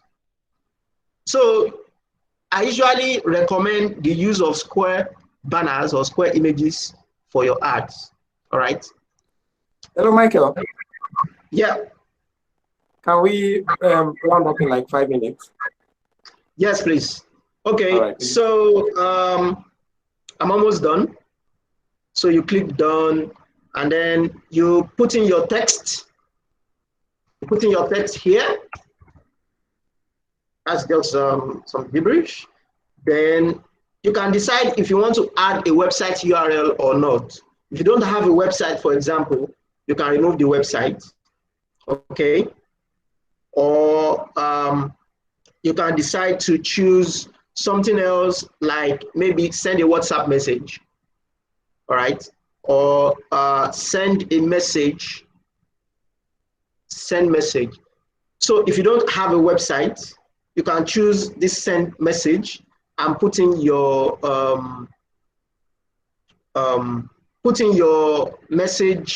messenger link, You can put in your messenger link here, like m.me/your business name, then select send message or send WhatsApp message. All right, and put your WhatsApp link here. Or connect, okay, here is a connect your WhatsApp account. So once you connect your WhatsApp account, right, it will put a button here for you, as you can see in this preview, so that people can send you a WhatsApp. You can click on the button and it takes them to WhatsApp. Then after all these things are done, you click on publish. So let me put a website URL here so that the ad can publish well. Give me a minute. All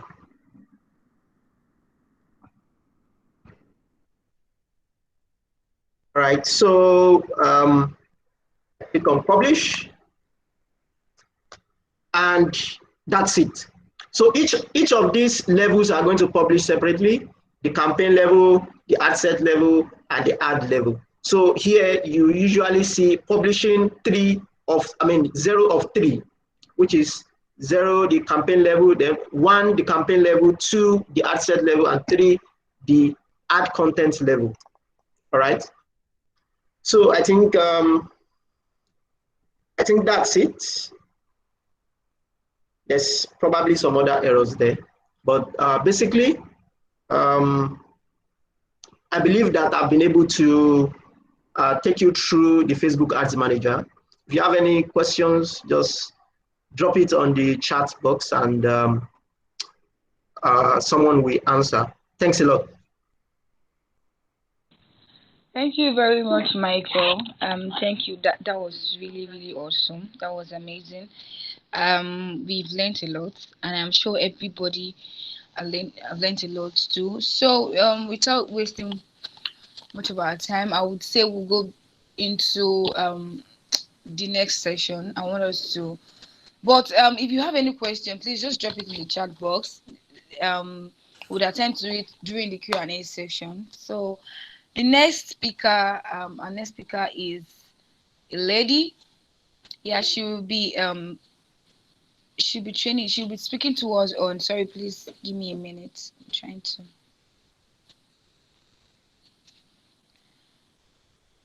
Okay.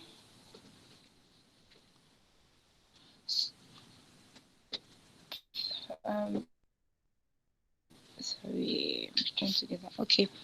So she'll be talking to us on place your business on Google Search and Google Map. So her name is Vanessa Morris. She's the co-lead for Women with Yaba. So Vanessa will be putting more light. I know almost all of us know what Google Search and Google Map is. So how do I place my business on Google Search? How do I place my business on Google Map? That whenever anybody's using Google Map and whenever anybody's using Google Search and to search for something similar to my business, my name or my business name can pop up. So briefly, I'll be reading Vanessa bio to us, who she is and what she has done so far. So a certified digital marketer. Vanessa is a certified digital marketer and a digital marketing trainer. Vanessa Morris embodies excellence and expertise. Yes, I can testify. So she has a lot of experience in digital marketing spread over the years. She has worked with some of the nation's leading brands, organizations like Tara, MTN, GTB, among others. She has also been a panelist. Okay, she has also been a panelist at the Social Media Week Lagos. She's an asset trainer. Sorry, I didn't get that. She delivers a training with rich blend of posts, precisions. Wow, a lot of grammar. Whether she is training educational institutions, multinationals, or industry giants, I mean, is such that enables her connect with her audience, giving them breakthrough learning experience. So that's just little about all the thousands of biography that she sent to me. So let me just welcome her. She's going to be like I said earlier, she's going to be training us on how to place our business on Google search and on Google Maps. So thank you, Vanessa, over to you. Thank you very much. Hi, good evening, everybody. Please, can everybody hear me? Hi, Vanessa. Yes, we can. Okay, awesome. My name is Vanessa Morris Garuba, and I'll be taking the session with Google My Business. So please, if you have any questions, you can just drop it in the chat box, and then we'll answer it after. If you cannot hear me also, please let me know. After my session, I will be joined by Daniel Afolayan to tell us about verification and how to verify our Google My Business. So yes, thank you so much for joining me. First things first, we all will always ask the big question. Let me share my screen with everybody. You know, what is Google My Business? Some people might know, some people might not know, some people might have an idea, but they don't know how best to use, you know, Google My Business. So, yes, hope everybody can see my screen.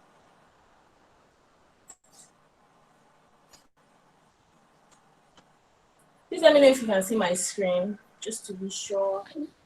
Yes, we can. Yes, we can. Yes. Awesome. So before we start, I'm going to share some statistics with you, just to show you why you should use Google My Business and how it has been, or it will be productive in Nigeria. So this is a stat by We Are Social, and every year they have a good way of, you know, giving us digital statistics about the internet growth in Africa and around the world. Now, the first thing I'm going to talk about is the internet penetration in 2020. Most times their data is from the previous year. So when we get to 2022, then we'll have the data for 2021. So for 2020, this is the data we have. And what I have in front of you here is the internet penetration in 2022.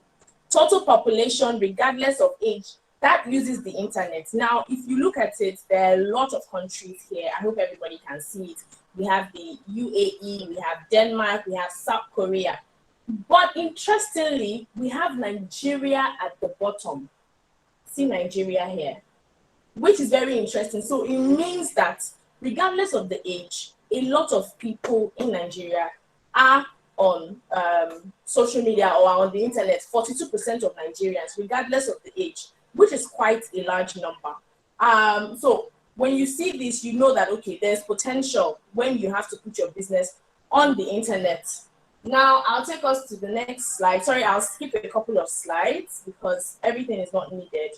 And the next slide is about the internet growth ranking. Absolute change in numbers of internet users year on year on. And in Africa, Nigeria is ranked as number 17. And there's a plus 2.6% growth. So why am I sharing this data? I'm sharing this data with you to let you know that there's a lot you can do online because people are online and daily, year on, it is increasing. Another data I'll share with you quickly would be from slide 46. Daily time spent using mobile internet. So between the ages of 16 to 64, this is the amount of time that people spend. And look at it, Nigeria is number 3, so we're top. And each person spends about 4 minutes, 50 seconds on the internet daily, an average. So this means that Nigeria is doing very, very well on the internet. We are using the internet very well. Now, I'll take you to another slide. No, I have at least a slide, just one more slide, and then we start. Now, one of the most searched websites in the world is Google. So people are visiting Google like day in, day out. A lot of people are going to Google. This is from SimilarWeb, and if you check Alexa too, it's also the same thing on Alexa. So it means people are using their Alexas and saying, Alexa, go to Google and search for, or people are actually typing on Google how to find this, how to get that. So with this data, when you think of Google My Business, you know you're not limited to how much you can do as a business owner. You're not limited to your potential, reaching people in Nigeria, because most times people will think, how many people are going to Google? And Instagram is there, Facebook. Yes, all these tools too are good, but also there's also an opportunity waiting for you on Google My Business. So let's get right into it. So why Google My Business? I mean, what is Google My Business? And this helps you manage your presence for search and for maps. And this is totally free. So Google My Business lets you engage with customers in the moments that matter. For instance, you are somewhere, maybe you're in Surulere, you're new to Lagos, you got a cab, the cab driver said you're not going anymore, he dropped you in a place called Surulere, and you're probably hungry, and you don't know anywhere. One of the best things you can do with Google is to use the near me search, which is saying maybe restaurants near me. And what this will do is it will show you all the ranking restaurants around you. Now, the only way this will happen is if you have your business on Google My Business. If not, you can't do this. So why do you use it? What is it there for? One of the reasons is to help you stand out. You can be in control of your customers who see your business and they see what is unique about you. Two, make it easy for people to do business with you. People can reach out to you easily and in the moment. You can also respond to messages, reviews, bookings, and reservations directly from the Google My Business app. Now, keep customers coming back. The truth is, people are always searching, as we just saw on Google My Business. So, if you are sharing your latest offers, your events, your photos, it will keep your customers coming back. And also, I mean, I'm not the only one who will search for a business online, even when I know the name.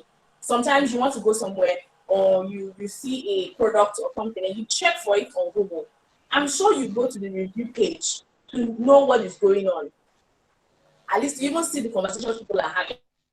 And then you see people have conversations like, for instance, if you are searching for a park, do they allow people at a park?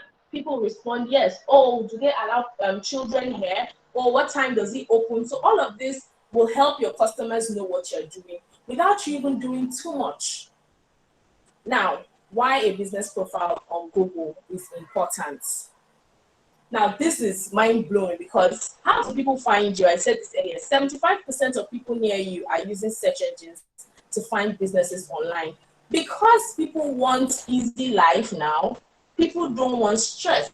So people just want to Google salon near me, bakery shop near me. And once they start doing this, people start to find different things. It's so beautiful that even when you go on Google Maps, you could easily find ATMs around you. I found pharmacies around you. I don't know if any other person has ever used that search button before. If you've ever used it, just let me know in the comment section.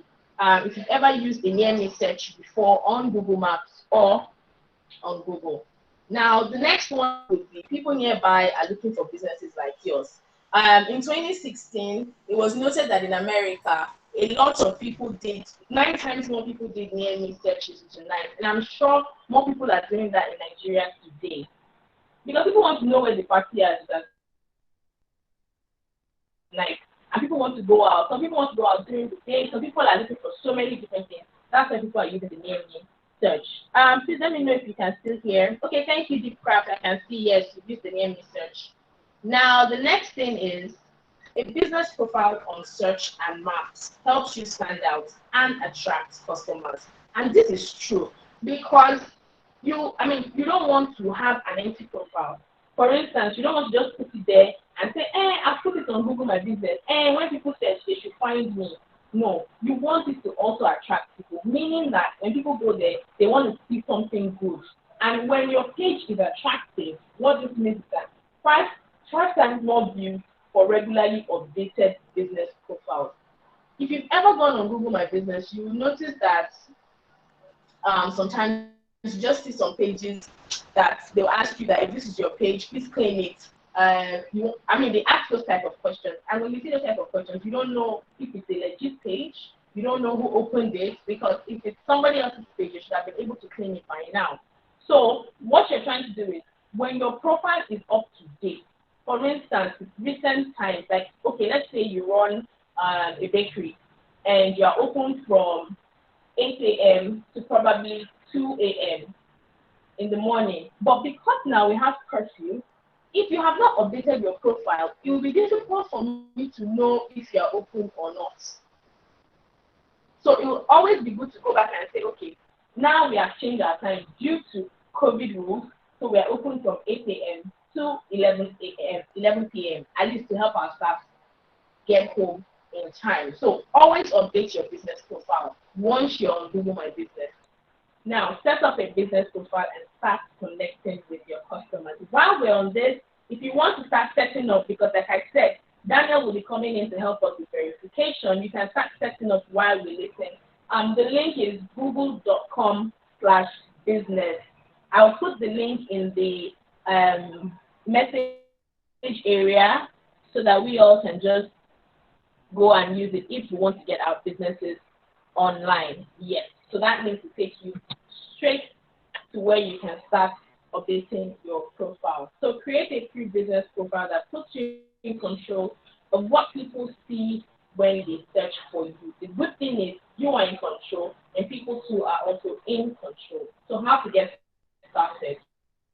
Like I said, one of the first things to do is go to google.com/business to start now. And then if you get there and you probably see that, okay, somebody has helped you. I'm going to give you an example. I was doing this one time for some a group of people, and then a lady put up her business, and she was like, oh my God, she panicked. And she said, somebody put my business up, I want my business back, I've registered the name, and all of that, I don't want people to think I'm a fraud. And, by the time we're like, okay, calm down, let's find out, maybe somebody helped you do it. By the time she called, it was her husband who actually heard that he could help her put her business on Google My Business. And then he did that, but he couldn't get it verified and he couldn't continue the process, so he stopped. So that's why they say you can easily claim and verify. So sometimes your business might be there. It might have been done by you, your staff, your friend, somebody who probably is here and felt, oh, I know somebody who needs this. Let me start up for the person. You can always claim it and verify it yourself because they're going to ask you for some certain things. So verification helps ensure the accuracy of your business information across Google+, and then complete profiles are twice as likely to be considered reputable by customers. So even if you're the one and you started the process, please do not go, because Daniel will help us with verification. It's very, very important that you verify your business because that's the only way people can trust you. And in this business, people want to know you. When they know you, they want to trust you. When they trust you, they like you enough to buy from you. So if you have a business that people do not know, Google My Business is going to help them know you better. If you want them to trust you, you have to verify. If you want them to like you, then your business profile has to be up to date. I hope I'm preaching somebody. Okay, so why it's important to be active on your business profile? We can't say this enough because, so one thing I've noticed with Google My Business is that a lot of people do not take it as serious as they take Instagram and Twitter and other social media pages. They just go, hi, Google My Business, ask my business, Google My Business, and I'm out. But the truth is, people are searching, and people want updated information. People do not want to see stuff.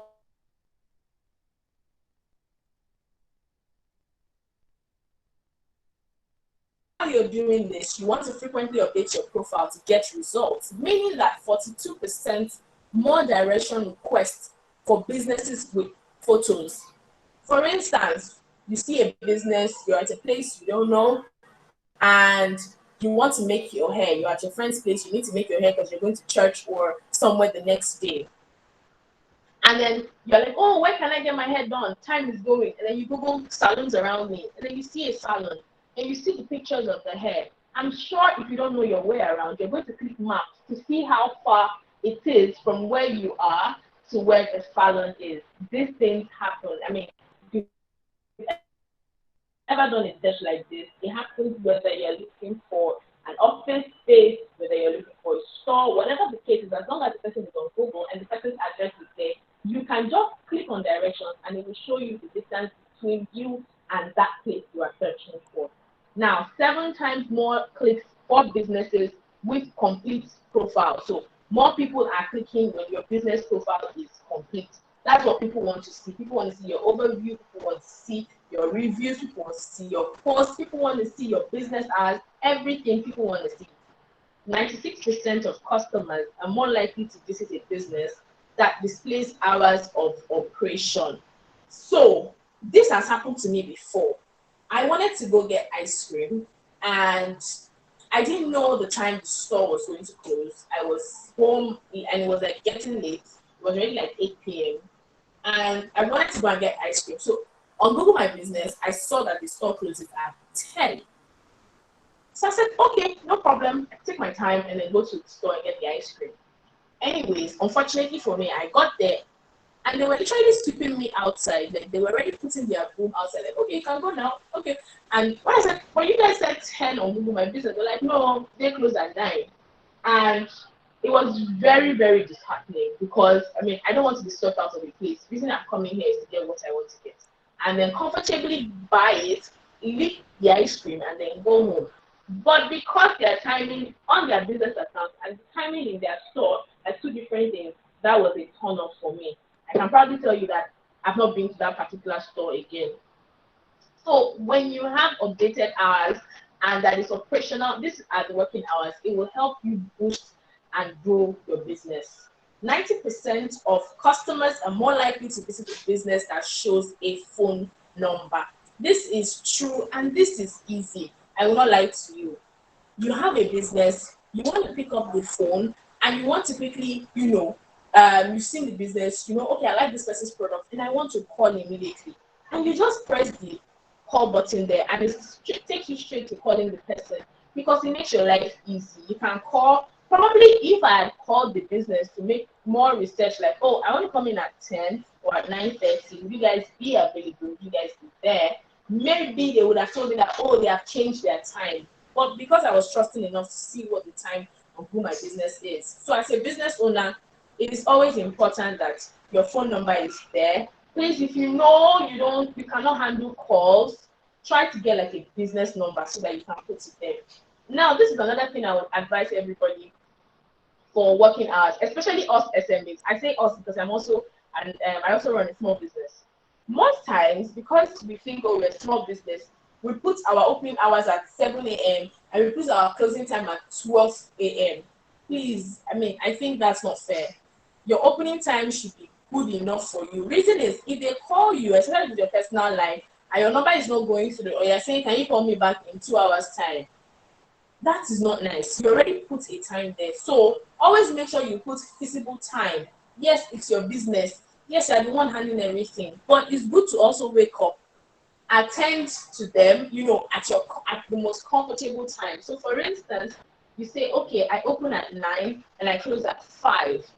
But our call lines are open after this time, or our call lines are not. But you can send us a message. I know a business owner that would say, we open at 9, we close at 6. If you want to book anything, please go to the website. So if you want to call, they will not be available. If you want to send a DM, they're not going to respond. But if you want to book after 6, you can go to their website. So you see there's another call to action. So instead of your business just being there 7 to 12, find ways to make it easy for yourself. Now, features to help you stand out on Google My Business. One of them is the business information. So by displaying your business address or service area, hours, contact infos, and descriptions, you help your customers find you, get in touch, and see what makes you different from the rest. Now, 54% of customers are looking for your opening hours. I said that earlier. A lot of people want to know when you're starting and when you're closing. So it's always important you let them know. Now, photos. Bring your business to life.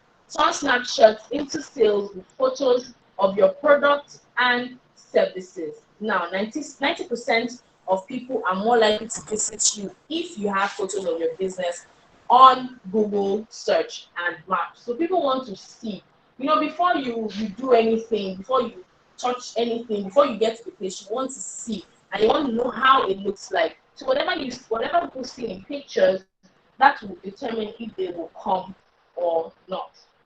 Logo and cover photos. Stand out from the rest and create a consistent online presence. So bring your brand identity to your business profile. For instance, you need to have your logo there. You need to have a cover photo showing that, okay, this is what we do. So your logo could be your name, and then the cover photo could be like the best snapshot of, and that will be out there. Hello, talent, and please can you mute your mic? Thank you. So that would be very good for your business. Now, 40% increase in requests for directions of business photos on their profile, because this seems like it's a legit business, if I'm being truthful. Now, another beautiful thing about Google My Business is you need a website. But if you don't have a website, guess what? They can help you with a free website. So this helps you to showcase whatever you make. I remember what I said earlier, somebody having a business and saying, okay, you know what? There is less, if after I close, just go to my website and order, and we'll get your orders immediately. That is what is always good for a business. So having a website that gives your customers all the information they need about your business. Now, more people actually claim to trust businesses that have websites than businesses that do not have websites. So it's also good to have a website. Posts, product catalog, and custom section. So for posts, you need to share what's in your store. If you have an event, if you have any updates, you can share it. For product catalog, show your products on search and mark so that people searching locally can see what you have to offer. And then for custom section, your business profile is automatically customized to highlight your offers, products, photos, and events in order of your choosing, meaning that you can select how you want all of this to come out. So for instance, if you want people to see the pictures first before they even see or know the price of your product, you can arrange that. If you want people to see your upcoming event, you can push that to the front. Whatever you want them to do, you are in charge of how you want them to see it. And guess what? 50% of customers look for promotions or discounts when searching for business online. Everybody likes free goodies. So if there's a promotion you are doing, it's always good you put it out there first. For instance, you could say you're giving away 5% discount for new customers, or you could say you're giving away 10% discount if you purchase up to 5 things from you. You know, whatever the case is, make sure that your promos are not hidden. People want these promos. Now, attributes. Let customers know more about your business, like whether you offer free Wi-Fi, outdoor sitting, and then sometimes who is behind the business. So for instance, some places you get there, some people say, oh yes, we have a space for outdoor sitting, we offer free Wi-Fi if only you buy food, we do not allow pets, or we allow pets, whatever the case may be. Most times you just have to put it there to specify, and this reduces all the plenty questions. And sometimes it's good to specify, is it a casual place or is it like a fine dining restaurant? What do I mean? If in terms of restaurants, some people can walk in with their slippers to a restaurant, there's no problem. Nobody's gonna look at them anyhow. But not to name names, but there are some restaurants that you don't just want to walk in with your slippers. I mean, because it's called fine dining, you have to look classy. Even if you're going in with the slippers, it should look really nice. So that's the idea. So you have to let people know so that when they come, they don't feel uncomfortable. And that way they feel more connected to your business.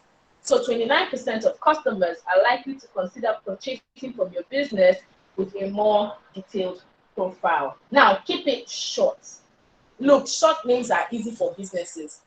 If your name is too long, for instance, if I want to open maybe another business, I can't start saying Vanessa Morris, Garba and Enterprises with her sons. I mean, that's a long name for people to remember. But if you have a short name, it will always be easy for people to remember. Even if people cannot remember the exact name, they can remember something related to it. So always keep your name short. Also, to try as much as possible to keep it short so that you can use it for your direct business profile. So if you want to give somebody the link, you just have a shorter name there. Not that you now have like a very long name and then people can't even copy the whole thing in one sentence. Now, category and specific features. Categories are used to describe your business to customers searching for what you have to offer. So for instance, if you are a restaurant and you have your menu, it will be good to put it up there. I personally, I like to go to restaurants and I like to see their menu before there because I want to know if I can afford it or not. Now, features that make it easy for people to do business with you. phone calls. I said this before. Giving your customers a direct line to be able to call you is very, very good. And guess what? 90% of people are more likely to interact with you when your phone number is on search. Hi, Talent, and please kindly help us mute your mic. Thank you. Now, for bookings also, so here people can make reservations, book an appointment, or buy tickets from you from Google Search or Maps. Google has some integrated platforms, but most of these platforms here are like the ones in America and the UK. But if you check, I mean, you can get people to reserve from Google My Business, and it will come straight to your website or your account or whatever way you integrate it with it. And 50% of your customers want to schedule appointments. For instance, if you run a place where maybe you run a hospital, or okay, like someone here who runs like a vet clinic, people that want to just come in and maybe groom their dogs or get like their cats to take their injections or whatever the case may be, you might want them to book ahead of time so that you don't have like 50 people waiting in your area and then it's a lot of people, or even 100 people. So, but if people book, you know that okay, I have this person for 12 o'clock. Once it's 12, I should be done with this person between 12 and 2. By 2:30, I can book the next person, and like that, like that. So if you have more than one doctor's running it, then you know how much you can take. But you don't just want people coming in without booking. Booking helps you to also calculate your time. Now, this is one thing that I see on Google My Business and I love, FAQs. Those questions that you know people will ask, kindly put them there and answer it. For instance, if you run a business that people have to pre-order, let people know they have to pre-order. If you run a business whereby people have to book, let them know in the FAQs. What this helps you do, it helps you reduce unnecessary calls. Let me not say unnecessary, but it helps you reduce all the calls that you would have gotten.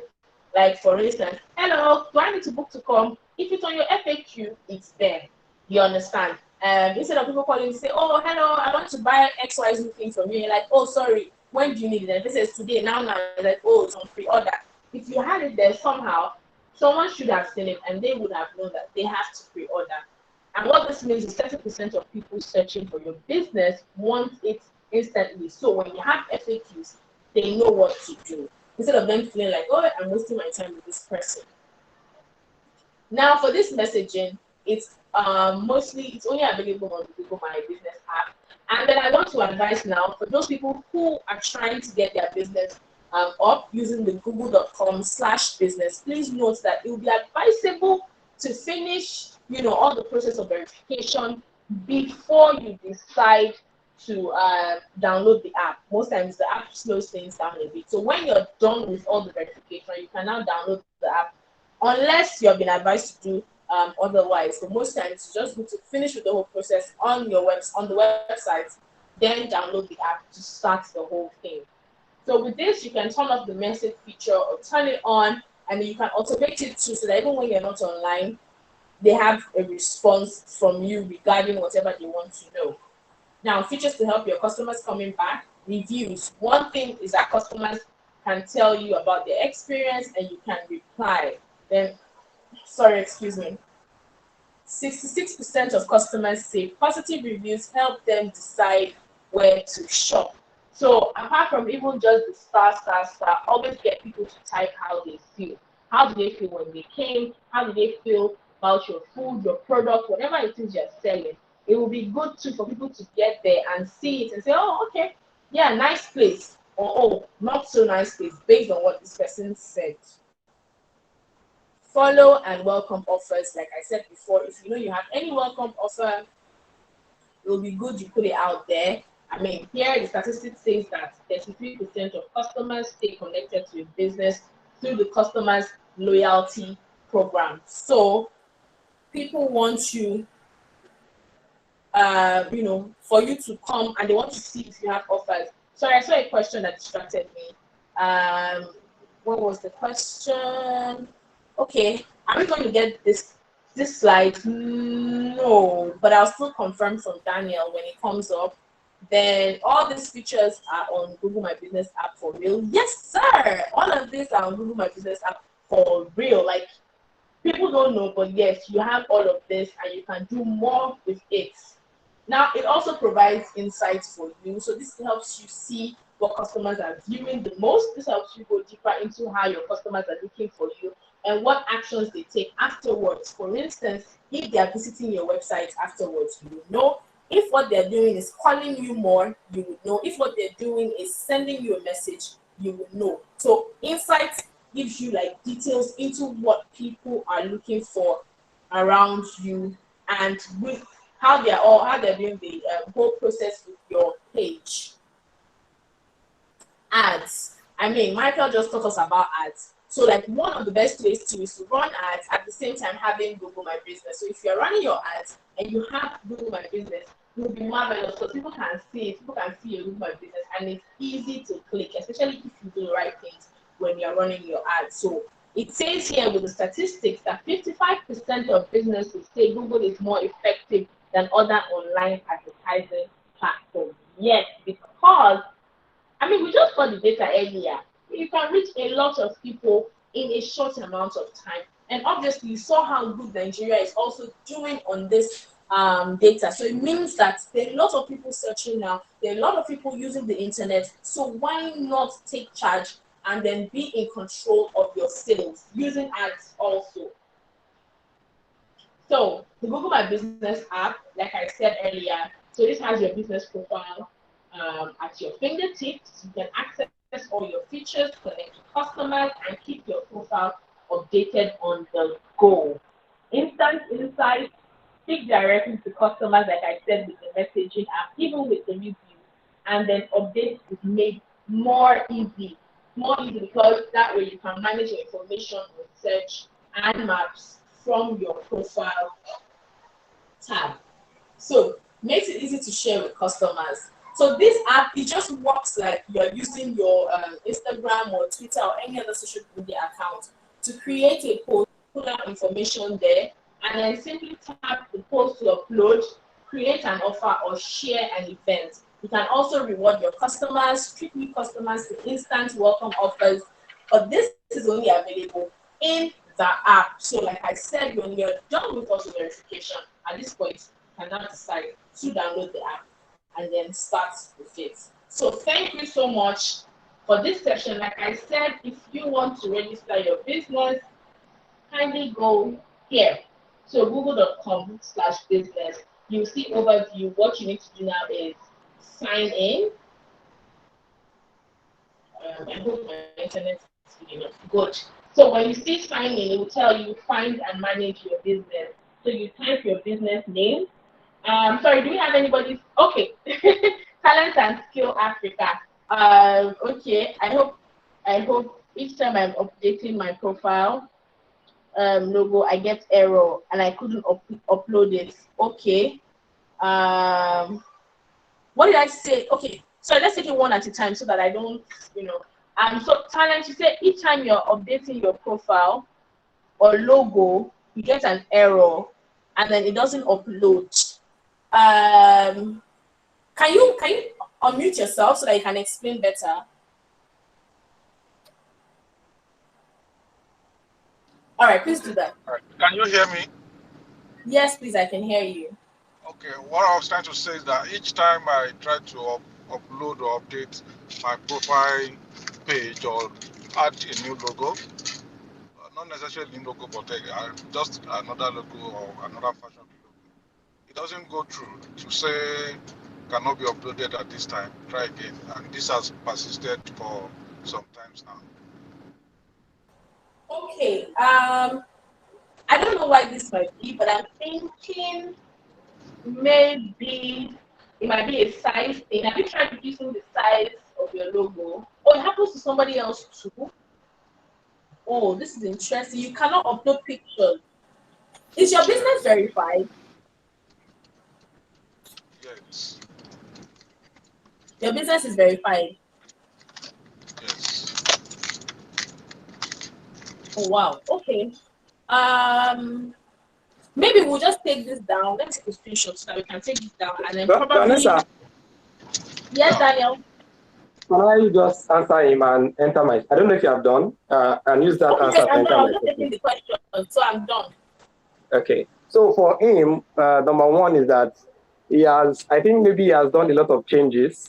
And with Google My Business, Google My Business have when you are frequently changing the profile of GMB, maybe the business name, you have a pause on your account on those changes.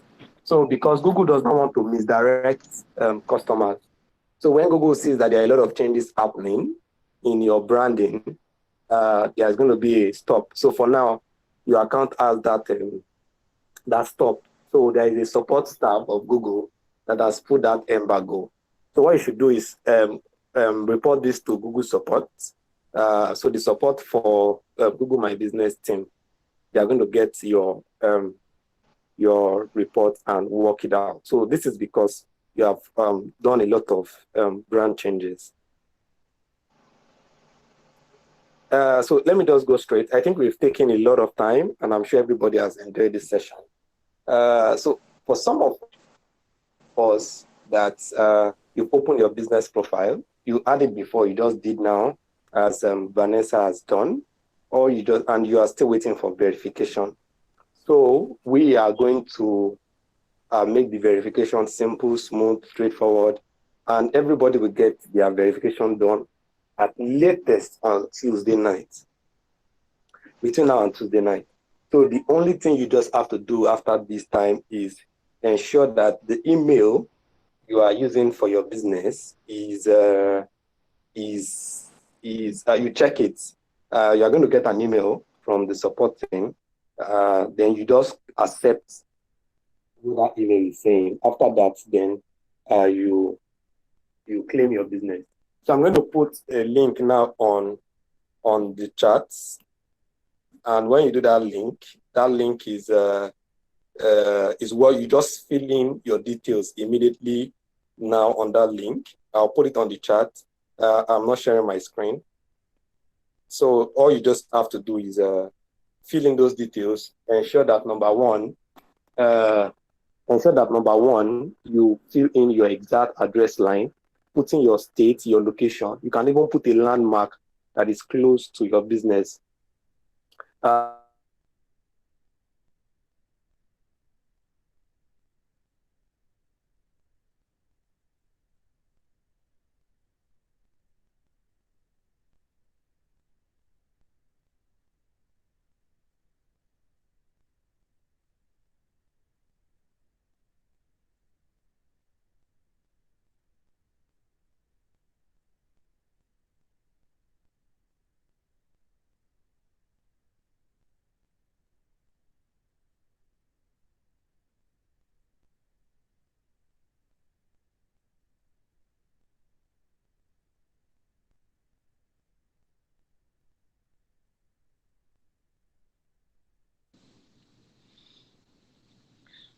I'm sorry, I don't know if I'm the only one that can't hear you, Daniel.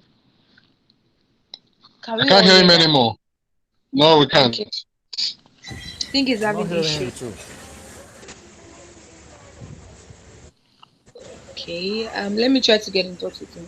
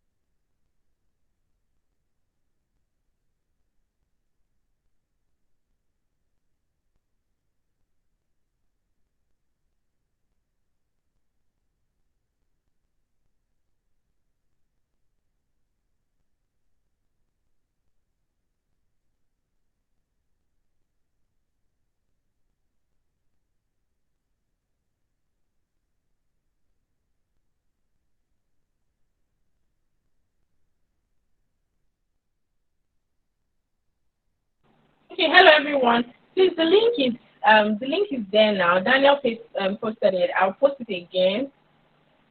So once you click on that link, you fill all the information you need to fill, and then will help you get your business verified by Tuesday, like Daniel said.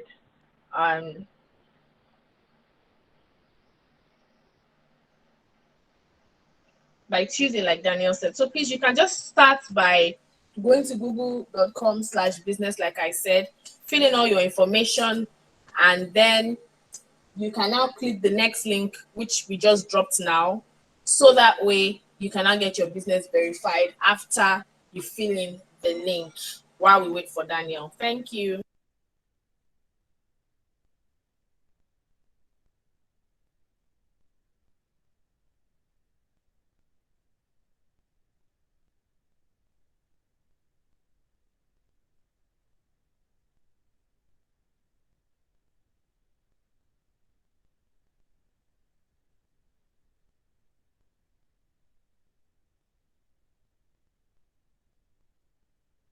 Hello, Vanessa. What of those of us that have created our business account for now? Sorry, I didn't get that question. Those of us that created Google My Business accounts for today, Okay. is the same? Does the same applies to us? Yeah, has it been verified? No, it has not. I was. Oh, yes, it applied. Okay.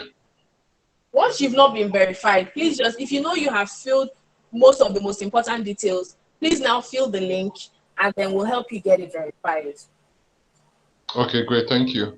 So yeah, please, thank you for that question, Deepcraft. So if you have started before now, you've been filling it, you haven't been verified before today, you can fill the link. If you are just starting today, you can also fill the link. Whatever the case is, we'll help you get verified between today and Tuesday. Okay. Excuse me. Thank you so much. Yes, please. Excuse me. What does verification mean? Is it like when you have this blue tick beside the name of your business? No, not the like the and I've told them that, so not the like the Instagram kind of verification. But when your business is verified, people can now interact with your page. So if your business is not verified, it's difficult to interact with your page. But once your business is verified, people can easily interact with your page. Oh, okay. Because I'm like seeing search views, I'm seeing like analytics here, and it's like saying, okay, you have 20 social searches, you have 16 activities. I'm just trying to understand if I've been verified or not. Okay, it's fine. I'll also fill it. Thank you. Okay, you don't know if you've been verified. Yeah, I actually do not know what like a verification, like what it looks like to know if you've been verified or not, where you can check.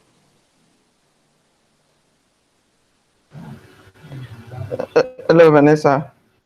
Yeah. Okay, I think the blue badge now. Okay, sorry. Is somebody asking a question? Yes, I'm trying to ask a question, Seth. Okay. Okay. Is there a way to constantly, maybe for example, if I'm helping other businesses enlist their business, is there a way to make sure they are verified once I enlist them? Or because I'm not, since you are helping us to verify through this form, how do I ensure that? Because I've tried to do that, all the postal code that they will be trying to send, the Google system is okay.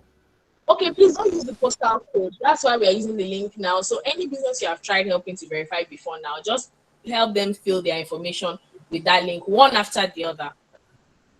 So how about subsequent times when I help other businesses list their businesses? How do I ensure that they are verified? Okay, so I'm so sorry. I'm so sorry for the misinformation, but yes, I'm just confirming now that you get a blue checked badge beside your name when it shows that you are verified. I'm so sorry for that misinformation, but it will show you a tick mark that you've been verified. And then another thing I would advise is, are you on the WhatsApp group? Are you on the No, GBG I am not. WhatsApp group? I am not on the WhatsApp group, but I am not. You're not on the I've WhatsApp seen the group? blue tick, and when I search I can see Yes, it. yes. Yeah. Yours is verified. Okay. I will try and get the link. Let me get the link for the WhatsApp group. That way, so if you still have any more questions, Okay, thank you very much, Vanessa. Thank you very much, everybody that joined the session. Yes, what we'll do, we'll send an email to everybody that registered and probably send the link to The verify link. your, yeah, to verify your Google My Business account. So that's what we'll do. Please be expecting our email between now and next week, maybe Monday or Tuesday. We'll send you an email to with the link to verify your Google My Business account. So once No, again, thank Shehu, you. the Sorry, link is Okay. already there. Shehu, the link I is learned already the stuff. there. The link I'm talking about is for them to join the To join WhatsApp the group. WhatsApp I group. don't know how Yeah, I yeah, but I left the just Then meeting. okay, posted it's it fine. now too. I just posted it now too. Okay, that's fine. So you can join, and if you have any question, because we don't have time Yeah, to take any our time is question. So off. yeah, so if you have any question, please just join the group and then send a message, send your question, and we'll answer your questions. To So answer thank it. you very Yes. much, everyone, for joining. It's a great time. We really learned a lot, and I'm sure you guys learned a lot too. So thank you very much. We are now a community. It's nice to it would be nice to have you on the community group chat. So please just feel free to share your ideas. Tell us your success story, what you've learned so far about the community, how the community has helped you so far. Just share your success story with us, and we'll be glad to listen to it. And if you have any question that doesn't have to do with this particular topic, you can also share with us. We'll be glad to answer your questions. Thank you very much once again. Do have a nice evening and a good night rest. Bye. All right. Thank you.